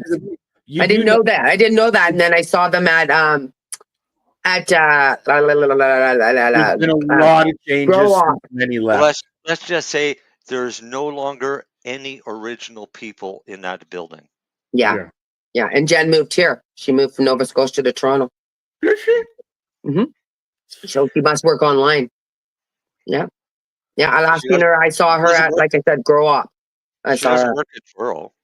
She's not working there anymore? No, she works for a different company. Oh, wow. I haven't seen her since Grow Up, since June, so she must have left since. No, a lot of people left. So it's kind of a I know there's drama there. Yeah. Yeah, it's a little partnership thing. Yeah. Just like in a lot of these cannabis companies, a lot of fucking drama. Yeah, let's just get off the subject because Okay. I'm going to say something Sounds that good. pisses off a whole lot of people. Sounds good. No Rose problem. just jumped up on the couch behind me, and all the stuffed animals fell down on top of her. Oh yeah, that's funny. That's so cute. I looked over, and Speedy Gonzalez was on her head. Speedy. That's awesome. Are we allowed to say Speedy Gonzalez still? Yeah, I think we're allowed. I don't think that's offensive at all. Listen, I have big problems with this. I'm offended bullshit. Because my attitude is, if you tell me that I've offended you, my attitude is good. He's going to do it more. Like, too bad, right? Well, Yeah, no, get over it. no, but no, people should be offended, right? I mean, being offended helps your mental health, right? But don't be offended over. I'm upset because he called me sir when I'm Yeah, no, that's obviously just. as a female. No, you're a fucking man. You'll be called a man, right? I agree. If you want I to agree. be offended that we're paying a fucking carbon tax because some idiot thinks that money is going to change the fucking temperature of the planet. That's something to be offended about. Nope, I agree. Be offended that pedophiles can claim to be a woman and go into the bathroom with your daughter. That you can be offended about. Yep. Right? Yeah. Yeah. It's you can be confusing offended when I punch you in world. the throat for going into my daughter's bathroom. Right? Cheers. You'll be offended when you disappear for doing that. Yeah. when people start a sentence of no offense, but, well, that means somebody's about to be offended. Why Right. fucking Yeah, why even apologize if say you're it? going to offend them, right? I have a question. For our watchers. Are you offended? Don't Do be I offend? offended. Yeah, for the Don't be people offended. listening, do Are I you offend offended? you? Or do I offend you? Does I'm this not gonna, offend you? Does it? I'm not gonna I was just gonna show that, and then it might have offended me or offended them. That Show you what offends I'm me. smoking while I'm doing this. You know what's That- offensive? The fact that you've got a mix of legal and illegal stuff in your hand. That's what's offending. Just those excise labels is offensive to me. How do you know? How do you know which Wait one's for it. what? Wait for it. Because the excise labels, Somebody's at your door. if it's got an excise stamp, you got ripped. I know. I would usually take them off. That doesn't make it any fucking better. I know. I know. But it is what it is. It is You're what just it trying is. to lie to yourself, then. I don't like the some of the games that the black market plays with labeling and Dog, stuff make like up that. your mind. You No, coming I in or you agree. staying out? What? Yes, Oh, the yes. dog. I'm going through the same thing with Rosa right now. Oh, She keeps okay. opening the goddamn door and then wanting to get back out. You're Mine are in. both You're sound staying asleep. in. Yeah. What's that time of the day, right? Get up there and lay down. Come on, lay down. Mine are passed out. We go through this every night, and it's almost at the same time. Rosa is sitting there at the door waiting for dinner now, and she will keep coming in here and trying to sneak kitty snacks while I'm not watching. Okay. Oh, Sadie's problem is that I just was in such a rush that I haven't met her yet, and she's eyeing my chicken. Buddy says that he's too brain dead to be offended. Good for you. Good. That's what happened. That's an age thing as well. So that Buddy. might be where I'm That's the way, buddy. Oh, okay. Now I'm a little offended. Look at that little fucking thing that just came out of there. You know what really offends See, me? that's offensive. What offends me is when you get a peanut, and there's obviously it's big enough to have 3 in there. There's only 2. A peanut? When That offends you? There's supposed to be 2 peanuts in every fucking pod. Oh, peanut. Sometimes there's not. Okay. That really bothers you, huh? It bothers me. All right. Yeah. Okay. It bothers me so much, we're going to have to take a break. Oh, better take a break. It's okay. Go ahead. Should we send somebody there? Take care of you? Cheers. Yeah. Like somebody's going to start now. What? Start caring? Yeah. All right, we gotta find out if there's any Tinder hookups for Al up in Yeah, Buttfuck no, over thank in you. Ontario. Apparently, there's a large swinger community here in town. I'm like, They all are in there the you smaller go. towns. You got to go out and meet some people. There's a great place to go meet people. Yeah, I'll go to the bar.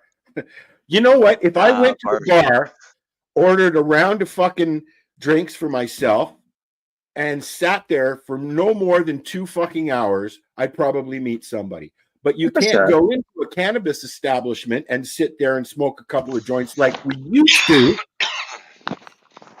Can't do that anywhere. On the Danforth, you can. There's I a few know. places in Toronto. Are there some lounges opening up now? Yeah. There's the one on the Danforth. It's called the Dankforth. And yes, they're open. I think they open at 10 in the morning and they stay open until whenever. Like I miss Dungeonistas. I loved it there. I loved being there, and Paula and everybody and I is just that losing that killed me. Yeah, no, it was nice. Like, you know what I mean? Like I used to go to was it Box Hot in the a hot box. Hot box, yeah. And you know what I mean? Like, yeah, as a single person, I could just go in there by myself and everybody was very friendly. And yeah, you could get to meet people that way. And yeah. You know, here's the thing, okay? At one time, there was what was it called there on Yonge Street, above the THC, Marcel? Vapor Central. Vapor Central was really the only place that you could go to, and it was very clicky. Okay, yeah, right? yeah. And We have a then Planet Paradise too. Planet Paradise is very clicky as well. Although I know a lot of the Planet Paradise regulars because they used to be our venue at in Hamilton. They were at Gungeonistas on Tuesdays, right? They've kind of moved. Some of them have moved to the Danforth, just so you know. Good. That crowd. Good for them. I love those people. Spliff and yes, I love her. She's the best. All of them. But I miss that. I miss. Sure you would. I was there 3 days a week, all day. For sure. Sometimes with my dog. Yeah. And it was just a place that you can be with other people who are like you. No, it wasn't just that. That place brought me back to life, didn't it, Marcel? For a little while, anyway. Did it? It was nice. It was kind of a place you could go where everybody knew your name, huh? Yeah, well, I mean, I was there during the day. Mm-hmm. I was usually there during the day when Paula had other stuff to do. So, yeah. And then, so she had staff in the dispensary that did their own thing, and her son was always around. And I looked after the lounge during the day, and then she would come in the afternoon and the evening. Sometimes it was fucking dead. I'm sure. I sat there 12 hours. You know, like I'd go in noon until 1 or 2 sometimes, right? Yeah. And I would sit there, and not one person would come in one day. And then the next day, it's like I'm running my feet off, right? Yeah. Depends, I guess, if people are getting paid, and just like a bar, right? Just depended if people got paid or if what's going on that day, or if there's events, or it was like yesterday. It was like we had Karma Cup and we had the Boo Bash, and one was on Queen. Actually, they were both on Queen, but they were about 7 blocks away from each other, but people went to both of them, right? Well, tried to anyway. But did you go to the putt and? Yes, yeah, I went to the Puff and Putt. It's called. Yep. Yeah. Mary Jane's gone to the Puff and Bowl, I think. Yeah, actually, that one was the Puff. That one was the Puff and Bowl too. Yes, they've gone to that one too. It was funny. I remember I was there with them at that one, and they actually thought there was a bowling alley, and they're so cheap. They brought their bowling balls. But it's Wii bowling and Wii putt and stuff like that. But that's okay. It was awesome. I used to play so much Wii tennis. I got tennis elbow. I was gonna say it. Yeah, you do. Like even I used to bowl on my Wii and stuff. You get sore. And baseball, yeah, you get sore, right? It's a workout. I stopped playing because I was playing on a server around the world, and the kids were just kicking my fucking ass. I was just like, this isn't fun. Hello, sweetie. Yeah, I was gonna say, aw. She's gotten big, eh, bud? Oh, I remember when she was a puppy. Aww. I remember when she came home in the palm of my hand. That's what I mean. Yeah. That's like my dog. Whole palm of my hand fits down her throat. I have a picture which you've probably seen, Marcel, and it's a picture of Buster and Rosa when she was 11 months old. Oh yeah. Yeah. Buster was my old big guy. Oh, okay. This was Buster. Hang on. Sadie weighs right around 200 pounds. Wow, person, eh? Buster there. Oh, bless you. My dogs have traveled all over Ontario with me, and even been homeless. Really? So Mary Jane is polite enough to message us about the lounge that she just left, but not polite enough to come on and tell us about it. Yeah. Oh. Wow. What did she say? Cold. She says, I just left a lounge called the Boardroom in Toronto on Fort York. Yeah. Oh, okay. Yeah. So she's at the cafe. Highly recommend. Yeah, the cafe lounge. Yes. I love cafe. I love the way they do things, and I love the way the gumption. I like his gumption. Yes, they're good people. It's Tony, isn't it? That's his name, Tony. I'm not sure. I can't- deal with Kevin. I don't deal know. with- She's not Kevin. here. She's not on the show to tell us. So Yeah. you know. She'll We tell us named next. things then. It was a Halloween event there tonight. Was there? Yes. And I think they were making chocolate shatter bars or something like that today. Yum. I think Well, that's what they Halloween's were. this week, isn't it? It is this weekend, yes. Thursday. No. Is it this week? No, it's Monday, isn't it? Thursday. Well, no, it's Thursday, but is it? people are doing the weekend bar scene for Halloween this weekend. Last night at the Boo Bash, a lot of people were dressed up. It's a whole week thing, eh? Yeah. Well, fuck, everything is now. People's birthdays are a goddamn week event. They don't just have one day events anymore. Everything's a week, right? That's crazy. Christmas is a whole month now. So that's awesome. Then, yeah, I'm glad. I'm glad they did that. So yeah, so they're in the city. So, tell us. Okay, I don't know what kind of answer cake decorating is, but I that's don't the know. answer that we got. That's what they Tell do. us, They're making. what you thought about last night at the Karma Cup thingy. What did I think? It was good. This was my third Karma Cup. So yeah, last year was a little hectic. It was a little rushy. And stuff like that. This year was totally the opposite, man. It was like, fuck. By 3:00, we were ready for the doors to open. Sarah had everything so organized and ready to go. We were right downtown, so some of the vendors were a little slow and late, and which I knew would happen because it's downtown Toronto and you can't get anywhere. But other than that, it was really a really great venue. Really great LPs. Okay, so let's take a step back. Okay. The Karma Cup, as we once knew it, was a weekend event that you could go, and it was at the beginning. It was 99%. What do they call it? Legacy. Yeah, legacy. Oh, wait. What do you mean 99? When it first started, No, you did 100% legacy. Fair enough. But after a while, 11 years ago, they used to have John at what was the LP's name? They had some LPs that were involved. John brought his and sponsored the city seating area. What was the LP? What's the LP that's out in Flesherton? Not Flesherton.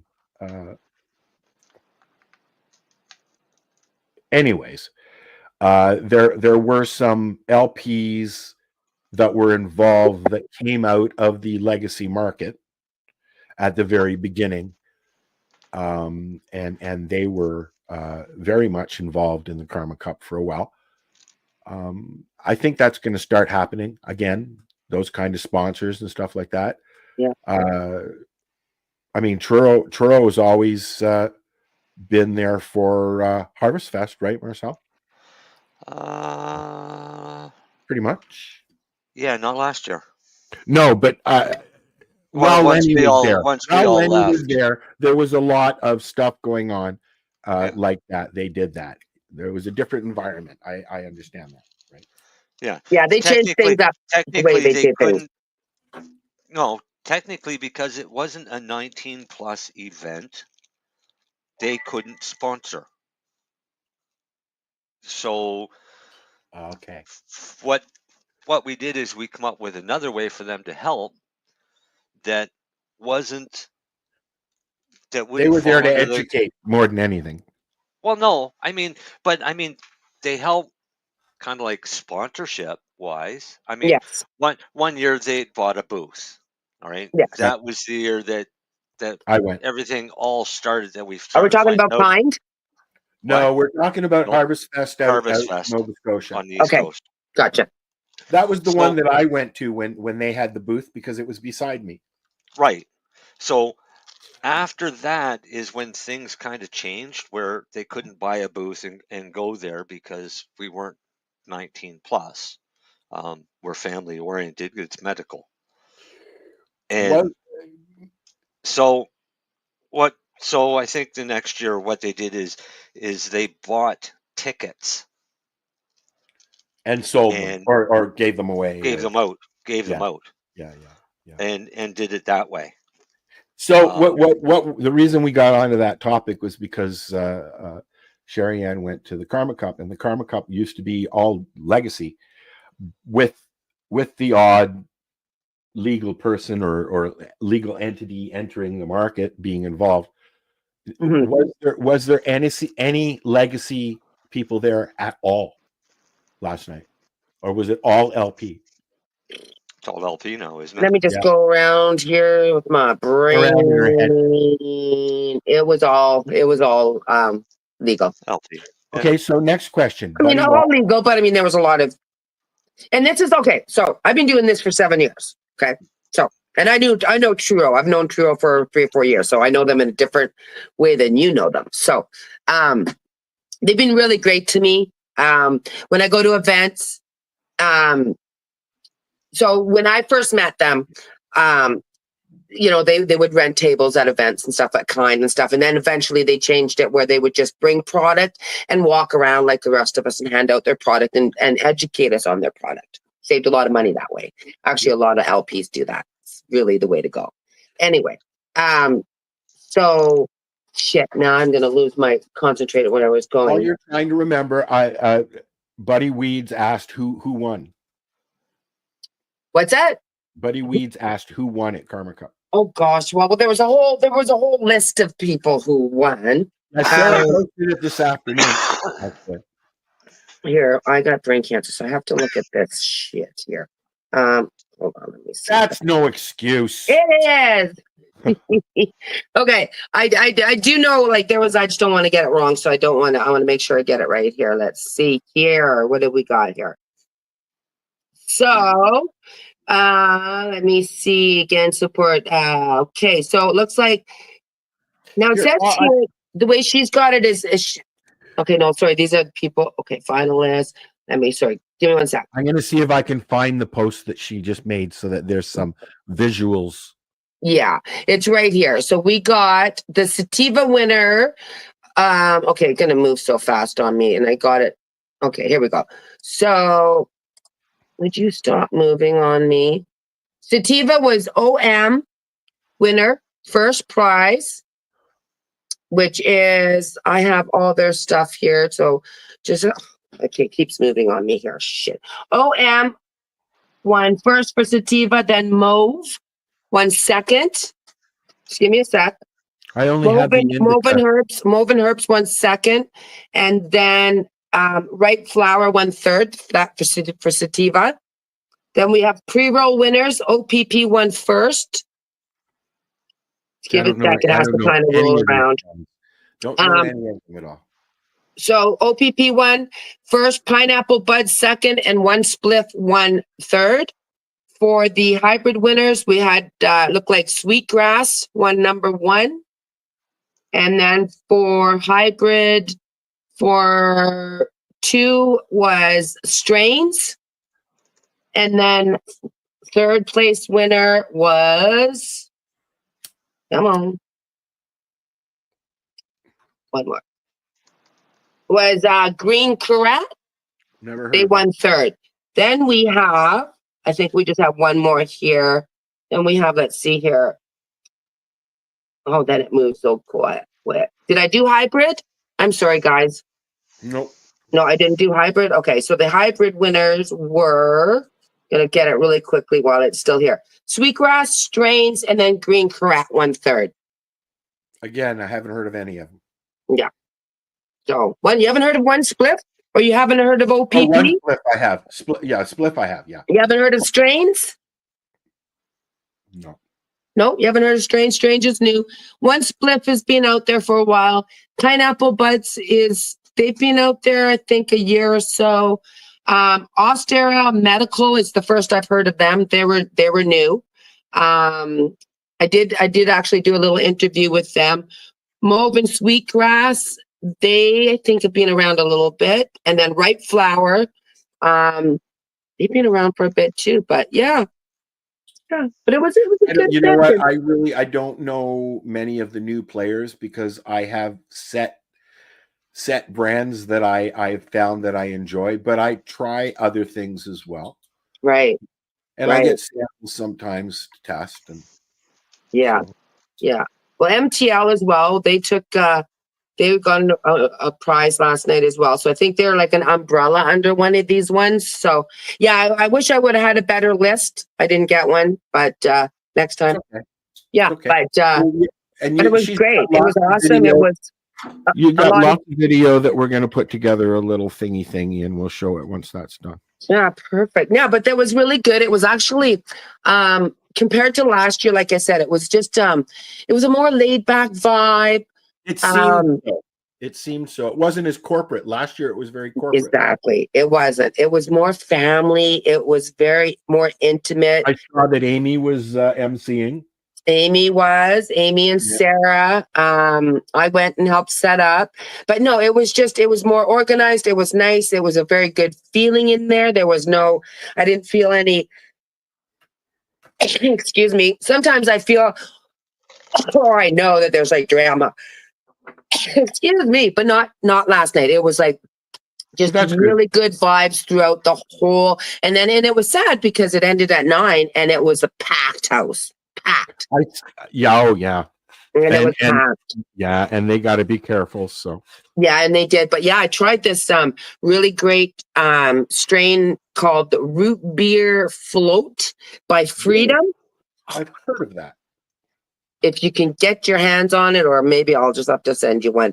Amazing. Tastes like a root beer. Well, as soon as you open it, you can smell the flavor, right? You can smell it.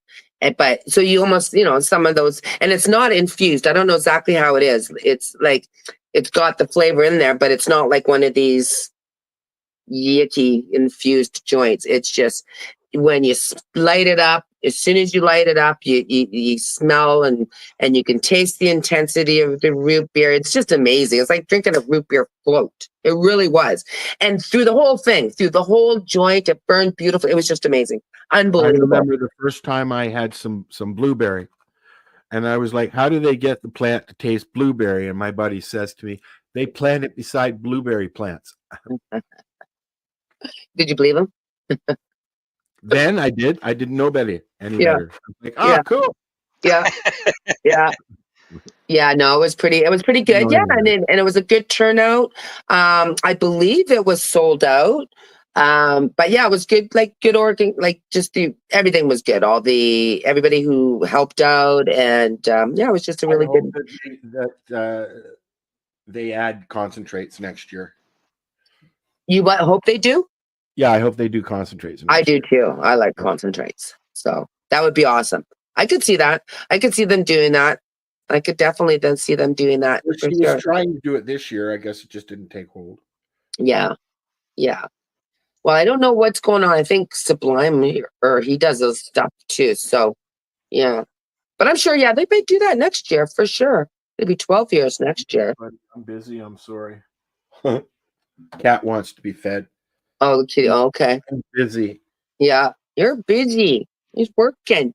I'm buzzy. How's your bear? Is your bear been around? No, they're hibernating now. They started, eh? Yep.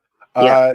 But I've got a mouse that keeps setting off the alarm. I saw that. Yeah, I thought it was fucking hilarious. I know. I got a good chuckle.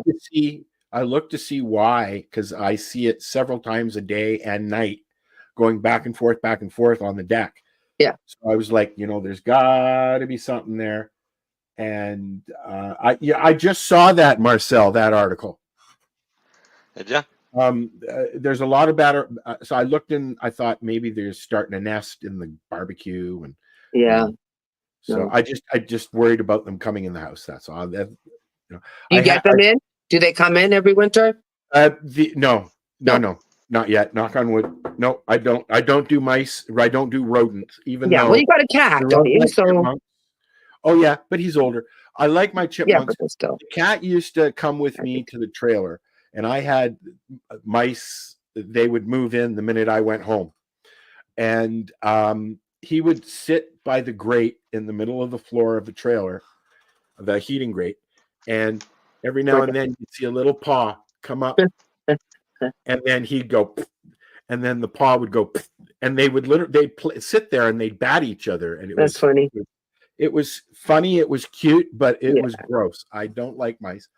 The chipmunk come in. I came in to get nuts one day, and he followed me in. But as soon as he saw me having nuts, he followed me right back out. Oh yeah, good. I don't want him in the house. No, because once you get him in, and so especially if you got a cat and stuff, you don't want him to. Yep. And lose his little life. I don't let the cat out on the deck because he'll go after the chipmunk. Yeah. My cat, my cat used to kill the squirrels in my property. How old is Sadie now? Dale asked. Marcel. I think she's 6. 6. Rosa will be 12 in July. Yeah, same with Zach. Or Zach's 12. Zach's 12. Even 15. So there was a something come up the other day that it come on and said, would you part with your dog for $1 million? No. Yeah, okay. My attitude was, get another one. My dog's got a life expectancy of about 8 years. She's 6 now. If I drag out the negotiations, right? I won't have to pay for a funeral, and still walk out $1 million richer. It cost me almost $1,000 to have Bo cremated, and Rusty was $500. My cat. Crazy. Yeah, it cost me like $350 for my cat. Yeah. And then I had to even put my cat in the bag. The guy wouldn't even put my own cat that I'm paying him $350 to walk in my apartment to put him in the bag. I had to. It was awful. I took my cat up to. I'm glad I have a really big backyard. Well, that's what I would do. And when I lived in BC, same thing. My cats were all buried in my backyard there. I can't do that here. The bears will dig her up. Yeah. Over the last 18 years of living here, I'm trying to think of how many animals, because it's not just ours. Yeah. The kids bury theirs in the backyard too. Yeah. My old neighbors would be freaked out if they ever dug up their old backyards. Yeah, my cats are in there too. Three pets buried at where Kelly used to live, Charles's estate place there. And I had Rusty and Bo cremated, and I won't do that again. I didn't get Buster cremated because I was just like, why? We had Canna cremated because, well, the vet screwed up, so they. That's the one that died from the sock, right? Well, it started from the sock. She died from the fentanyl overdose. His dog used to eat socks, and he couldn't get her to stop. And then it clogged it. Yeah. Well, she had one surgery, and then she turned around and did it again, and then the other surgery, they OD'd her on fentanyl, and she never came back from that. Yeah, fell asleep, never came back, kind of thing. Or got fucked up. Wow, I heard Dobermans are like that. I heard Dobermans are bleeders, so it's not good to get Dobermans fixed because sometimes they'll bleed out. Yeah, those eccentric breeds are very problematic usually. Well, they are. I was thinking, I was considering a bulldog, a British high maintenance, smaller one, and they're awesome dogs. They're playful. They love to be around. They're very sweet dogs, but they have so many issues. They do.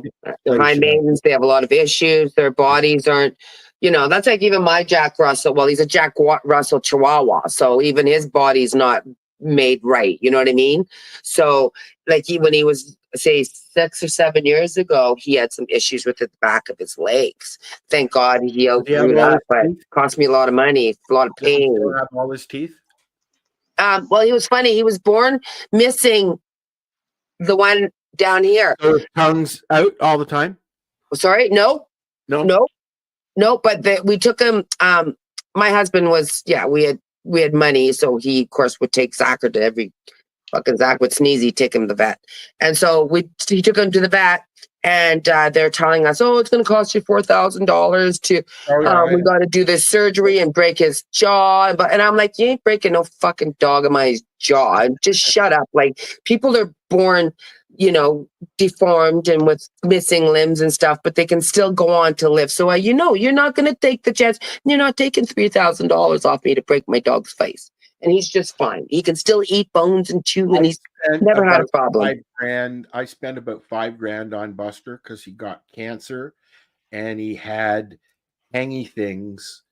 He had skin tags that were hanging from his chest that were dragging on the floor, and he kept getting them. And they were cancerous. Or they were just skin tags. Some of them were, yeah. Some of them. He had a lump. I'll tell you, Dale says he's getting a new one. He's got a new one on the way. So, Dale, really? If you're getting a giant, and when I say giant, I mean any of the large breeds, Mastiffs, Saint Bernards, Great Dane, anything like Alaskans. that. The best thing to do, especially if you get a female, because it's way fucking cheaper. But if you get a female, when you take her in to get her fixed, have them sew her stomach. And what's that do?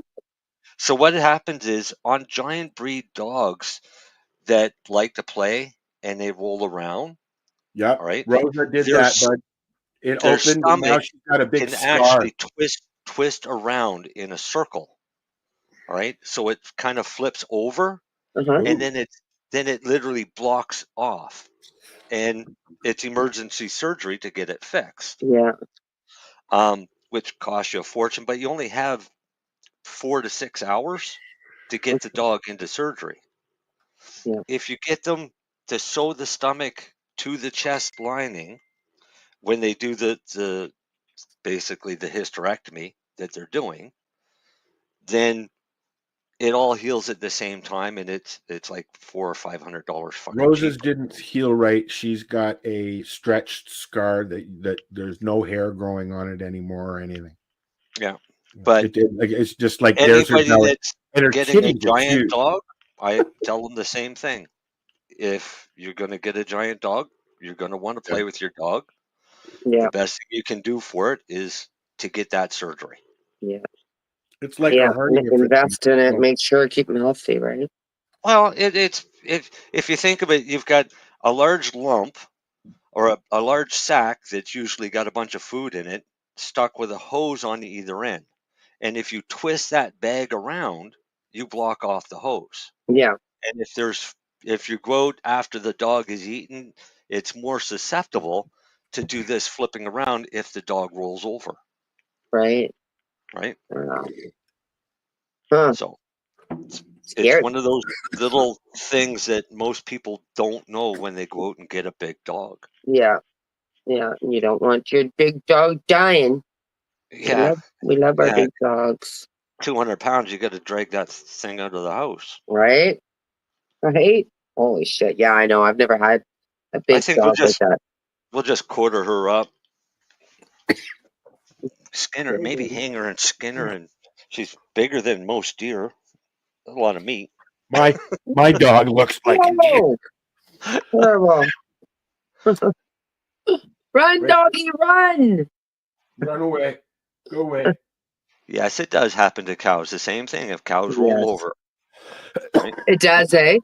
Yeah. That's crazy. So I remember driving on the highway. You never let your cows roll over. I know. I was driving on the highway in Alberta, and I drove by a field of cows, and it was like a little dirt field, and I don't know, it must have been their food at the top of the mound, and they were all like gathered around, and at the top of the mound was a dead cow, and he was laying upside down. His legs were all four sticking up. It was the weirdest fucking shit I ever seen in my life. Did you go over and tip a cow? No, because can't they explode if you touch them and stuff? No, not to tip the dead one. Tip a live cow. Oh yeah, no. I grew up out west, and I played around the cows. They never hurt me. They liked me. When I was a kid, I used to go. You never went cow tipping? That's cow abuse. No, I never did. I liked my cows. I never hurt them. Have you ever heard of anybody going cow tipping? Oh yeah, I grew up out I've west. actually gone Yeah. cow tipping. Yeah, I grew up in the Hey, mountains did out you west. tip a Yeah, I cow, knew lots Al? of guys that would cow Wait, tip. did you tip a cow? Yeah, I'm PI. No, did. I don't think you did. Well, Nobody in history has ever tipped a cow. actually tipped it over? Yep. No. No. We tried. Nobody has ever tipped a cow. Why Not a not? live one. They'll say that, oh, my cousin did it and such did it. Nobody in history has ever tipped a cow. Is You know that why? kind of like Cows nobody don't in like fucking history has being ever tipped died over, from No cannabis? kidding. right? And cows know how to shift their balance. They're Cows like don't get cats. tipped over, Yeah. Well, you don't even. right? Well, yeah, you do see them laying in the field, but yeah, What's no. the The deal with only goats? time, and I'll tell you what, because hey, I worked on a farm. The only time you can really say that you tipped a cow is when you're going to castrate a bull, young bulls. Yeah. Yeah. But that's not really tipping them. That's Yeah. body slamming them to the fucking ground, right? So what's the And deal holding them with down. goats?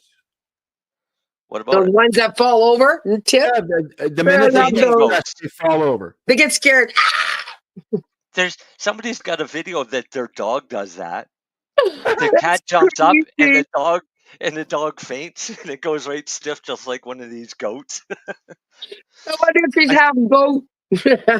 yeah, that's a nervous response. It's a neurological thing. Just Right?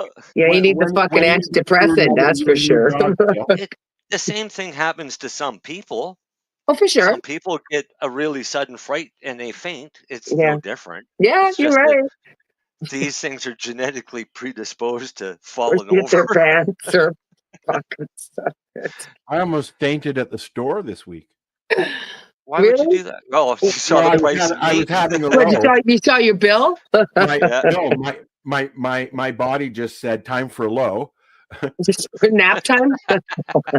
No, diabetes time. Oh, you got diabetes. Oh, that sucks. So Chocolate it's bar. like, every now and then I'll be out shopping and I'll be like, I'm getting food to feel better. Oh. That's when you see Al walking down the aisle chewing on the orange, peeling and all. No, I stagger down the aisle sometimes. So Why don't you keep some of those little strips that you can get? Yeah. Keep them in your pocket. It's like a little boost. oh, like the little Sugar tablet or some or whatever it is you take. Call I it an know insulin thing, but it's you know what? I've got a new doctor that I start seeing on the 14th, and I'm going to see what my alternatives are with regards to metformin or Alter, something different, and some of the other medications that I'm taking on, like the Floramax, the Flomax, and stuff like that, because my prescriptions ran out, and I'm okay. So I'm wondering if I've been taking this shit for nothing. So we're going to have a chat about my alternatives as far as medicines go. So speaking of that, getting a new doctor. I was actually hoping that Lenny was going to be here, but he'll be here before the 14th. So because I have questions. Chris and I both won the lottery in Nova Oh, really? Scotia. How much did you win? It's not how $20? much. No, we've got such a massive doctor shortage that we've been on a waiting list. I think. Oh, so you got a doctor? I've been on the waiting list since my doctor died. I think 8 years. Holy shit. And Wow, she's on the waiting list. And so this woman calls, leaves a message. I call her back. And she said, yeah, she said, are you still looking for a family doctor? And I said, yeah. And she said, well, I have one for this address for Christine. I said, oh, perfect. I said, any more? Yeah, and one for me. She said, oh, also that address. She said, I have a Marcel. I said, perfect. I said, that means we won the lottery. She goes, I guess you did. So we got to meet our new doctor, and that's awesome. And well, that's good. It'll be interesting because now you have to broach the cannabis thing, and oh fuck no, that was right in the first day. Okay. So See, I don't know what's going to because happen with that. so what happened was, what she did is she did an initial appointment with all new patients. So she's brand new to the That's area. what I'm doing on Doctor. the 14th. Right. That's So is she that's So- all hiring I've- patients? So like, if she might, if she doesn't like you, she won't take you on. Well, not necessarily, because we've got such a shortage of doctors. Yeah. Yeah. Okay. She'd have to answer the college for that. Okay. But there's a list of doctors that have died because we've lost a few after their COVID vaccines. Mine's retired. And then we've had a few other ones, and then another one left. So these patients have all been without doctors. Yep. Right. Mhm. So the first meeting was just the initial meeting, and where she basically asked a few questions, and she got educated, very much so, on questions and the fact that I'm not supposed to be here. There's no medications that any pharmaceutical company makes that is for my condition, and the fact that I'm alive because I make my own. So that, of course, opened up a whole lot more questions about how much Yep. you use, how often do you use it, yada Yep. yada yada. Yep. So it turned out to be a really good conversation. And is she But okay with cannabis? she seems very eager to learn. So she's a younger doctor or older doctor? How old do you She's think young. too? Well, she's younger than me. I don't know how old she's you from are. it. Well, I'm in my 60s. Our age. Okay. So But you're all right. Okay. she's from Nigeria, Okay. That's and smart.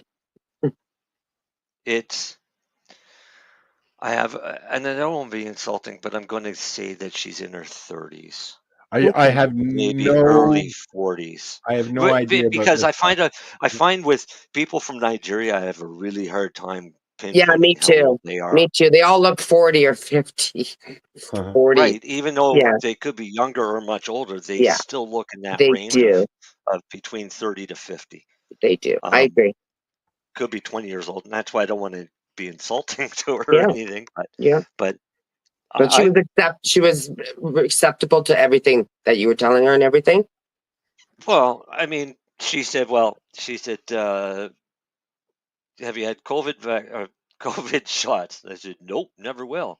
She said, why not? I said, because for a man to get on stage and tell everybody he wants to eradicate the population through vaccines and then turn around and say that everybody on this planet needs this vaccine, not a chance. Yeah.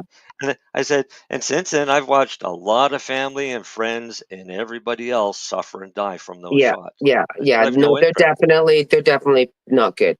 I know that She for a said, fact. all right. She said, what about shingles vaccine? Don't need it. She said, what do you mean you don't need it? I said, if I get shingles, I know how to treat it. And she just kind of looked at me. I said, I make a cream for it. I said, works extremely well. She said, oh, okay. She said, and do you get the flu shot? I said, nope. Well, she's really pushing the shots, eh? She said, why don't you get the flu shot? I said, because I know how they come about the flu shot. I said, and now I trust them even less. I said, because what's stopping them from putting their RNA technology into the flu shot? I said, so there's no chance of me ever taking it. Then she was like, well, wait now, how do they come up with the flu shot? I said, well, right now they're studying the pigs in China to see what strain of flu is developing so that they can develop a flu vaccine for 2 years' time. And that's what you'll get. And she kind of looked at me and I said, and that's why one year they got it wrong because the flu vaccine did nothing for that strain of flu Yeah. because Yeah. a I remember that. virulent strain of flu came out after they had already started making their projected flu vaccine. Yeah. Yeah. Yeah. So, But she seemed yeah. surprised that you were that knowledgeable. Yeah, but then she said, do you have, she said, what's your level of education? I Are you said, kidding? I don't know. Yeah, She said but that this to is you? like for the personal history stuff. She said, what level of education do you have? And I said, it depends on who you talk to. I said, I've done numerous university courses. I said, so you could Yeah, say it that I doesn't have matter. some university. I said, I just don't pay the money for the degrees. I And believe she all the said, well, smartest people in the world didn't do all that. Anyway, sorry. yeah. She said, well, what kind of courses? I said, well, I took neuropharmacology from MIT. I said, that was kind of interesting. I said, but I was only interested in how I could utilize cannabis more efficiently. Mhm. And I said, then I found a study during that on lipids and the CB1 and CB2 receptors. I said, so then I started redeveloping my formula to work better, and that's what worked. Right. So she goes, I can't wait to see what this blood work comes back as, and gives me a big requisition for blood work. So, And then that's the last you've seen her? yep. Well, it was just the other day, just Wednesday. Yeah, that's interesting. I'll be curious to. So, So I'm sorry. Do you mind me asking what's wrong with you? Do you know I have brain cancer? Do you know that? oh Oh, yeah, I he'll know tell that. you. Yeah. I have a rare form of multiple sclerosis that Okay, most MS. people that have it are dead before they get diagnosed. Gotcha. But I started researching right away Yeah. because when I got sick, we didn't know if it was ALS or MS. Right. Yep. Yeah. So I started researching, and then I started using cannabis, and then I met Sure. Rick Simpson. You did the Him and same I thing had like I did. I did the a same thing. chat. Sorry. Then I talked with some pharmacists and doctors and come up with a better formulation for extracting cannabis instead of naphtha. Mhm. And then I started testing and formulating until I come up with a formula that turned around and got patented. So that formula has kept me alive since, well, cannabis has kept me alive since 2008. This formula has kept me Wow, alive awesome. and improving since 2012. So do you actually like have proof? Like for example, and I believe you don't I'm not asking, I'm not saying it for that reason, but like for me, like I do actually so after my brain surgery, my doctors got 97% of my tumor out of my brain. So I had 3% still left in. So when I went back for my follow-up 3 months later, that 3% was gone. So I was glad to say, yeah, at least I got fucking proof, right? Last week, didn't you? What's that? Well, you just went last week, didn't you? Yep. I'm still stable. Yeah. 19 MRIs later. Yeah. They said I'd be dead in 2 years. So it's been 7 years. So the same sort of thing, right? As soon as I actually was told I had a grand mal seizure for about 7 minutes, 6 minutes, something like that. Yeah, 5 minutes, just so you know. In 2009, I was still in a wheelchair. Okay. And now? And no. You're not at all? So September of 2009, I was still in a wheelchair, and I had just got my medical license. Okay. Yeah. So as soon as I got my medical license, the day that my license arrived, my new grower showed up with a pound. And I turned that all into oil, and I started ingesting oil every day since. Eat it. That's what I did. I went in with my doctor, and we worked out a timeline for me to wean myself off the 27 pills a day I was taking. And by January, I was out of the wheelchair using a cane and not taking any pills other than the ones I was making. Hear it all the time.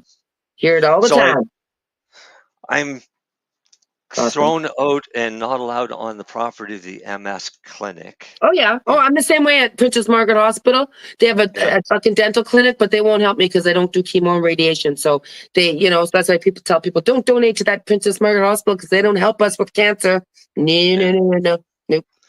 Well, I get it.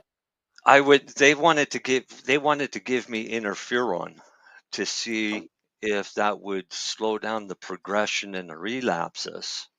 Yeah. And I said, it's already been proven that it doesn't work. Yeah. So why do it? Why would I do that? Yeah. I said, I'll try cannabis. Yeah.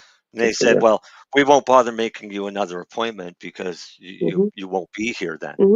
I know, they get ignorant. They turn on us. I walked in a year later, and that meeting lasted all of 2 minutes when it got to the point where I jumped up. Chrissy thought I was going to punch him in the face, and I walked out. And as I was walking out, he says, "Oh, you have yourself a nice day," and I lost it. And there was people running out of offices everywhere because I was in the hallway. And I Yeah. looked at everybody. I said, "You people are fucking nuts if you They're go in to crooks. see that fucking idiot." They're crooks. Yeah. Yeah. I Mine's said, supposed to be one of the best I said, sorry. yeah, I said, I told them Oh, my okay. name. Yeah. I said, "You guys, you want to get better, hit me up." And I walked out. That's awesome. No, And then he turned around and he sent a letter to my doctor saying that I wasn't allowed on their property at their premises anymore. I And fired they even mine. questioned. They even quit. The people that diagnosed me with progressive relapsing multiple sclerosis are questioning whether or not I actually have MS. That's crazy. That's Yeah. crazy. That's like me. I'm trying to get my tax credit, and Dr. Mason is trying to. Yeah, this is the same doctor 7 years ago told me to go home, lay in bed, and just die. And now he's saying, "Well, I don't know if I can sign off on your tax credit forms because you're getting around pretty good." Well, it doesn't matter. I'm still have brain cancer, so I'm still entitled for you to sign off on my fucking forms. So yeah, they're just assholes. So you just got to keep doing what you're doing because you're obviously it's working. And It's on working for that me, too. note, we've got to go. All right. Yeah. Thank you. Yeah. Let's get out. Yeah. Y'all, Happy Halloween. sorry And just before I go, for next boring week, all you people tonight. next week on Friday, Sherry Ann's going to be at the Hash Fest on Friday. Yes. Is that Friday? Yeah, I think it's Friday and Saturday. I think it's 2 days. Yep. So she's going to be wandering around while we do the show next week. Yep. Yeah. Every day is Hash Fest at my house. So. And these are some of the Lately. bestest. Lately. It's a all right. So, day. Sherry Ann, thanks for hanging out and thanks for having me, guys. And Awesome. Have a great Halloween. Oh yeah, Halloween. Oh yeah, Halloween. Will we be here on Halloween? No, we're here. We'll be here the day after Halloween, all fattened up from leftover candy. Yeah, it'll be spooky here this weekend with all the little trick or treaters out there. I've already eaten my bag of rockets. Hey, I've been making chocolate covered marshmallows. Are you giving them out? They're 20 milligrams a piece. But you eat 4 of them, you have a great sleep. All right. On that note, we gotta go. We will be here next week. Ciao. Sorry, I finished. Okay. Happy Halloween. Bye. Too late. I know. I was going to show you my big. Hold on, I'll show you my big.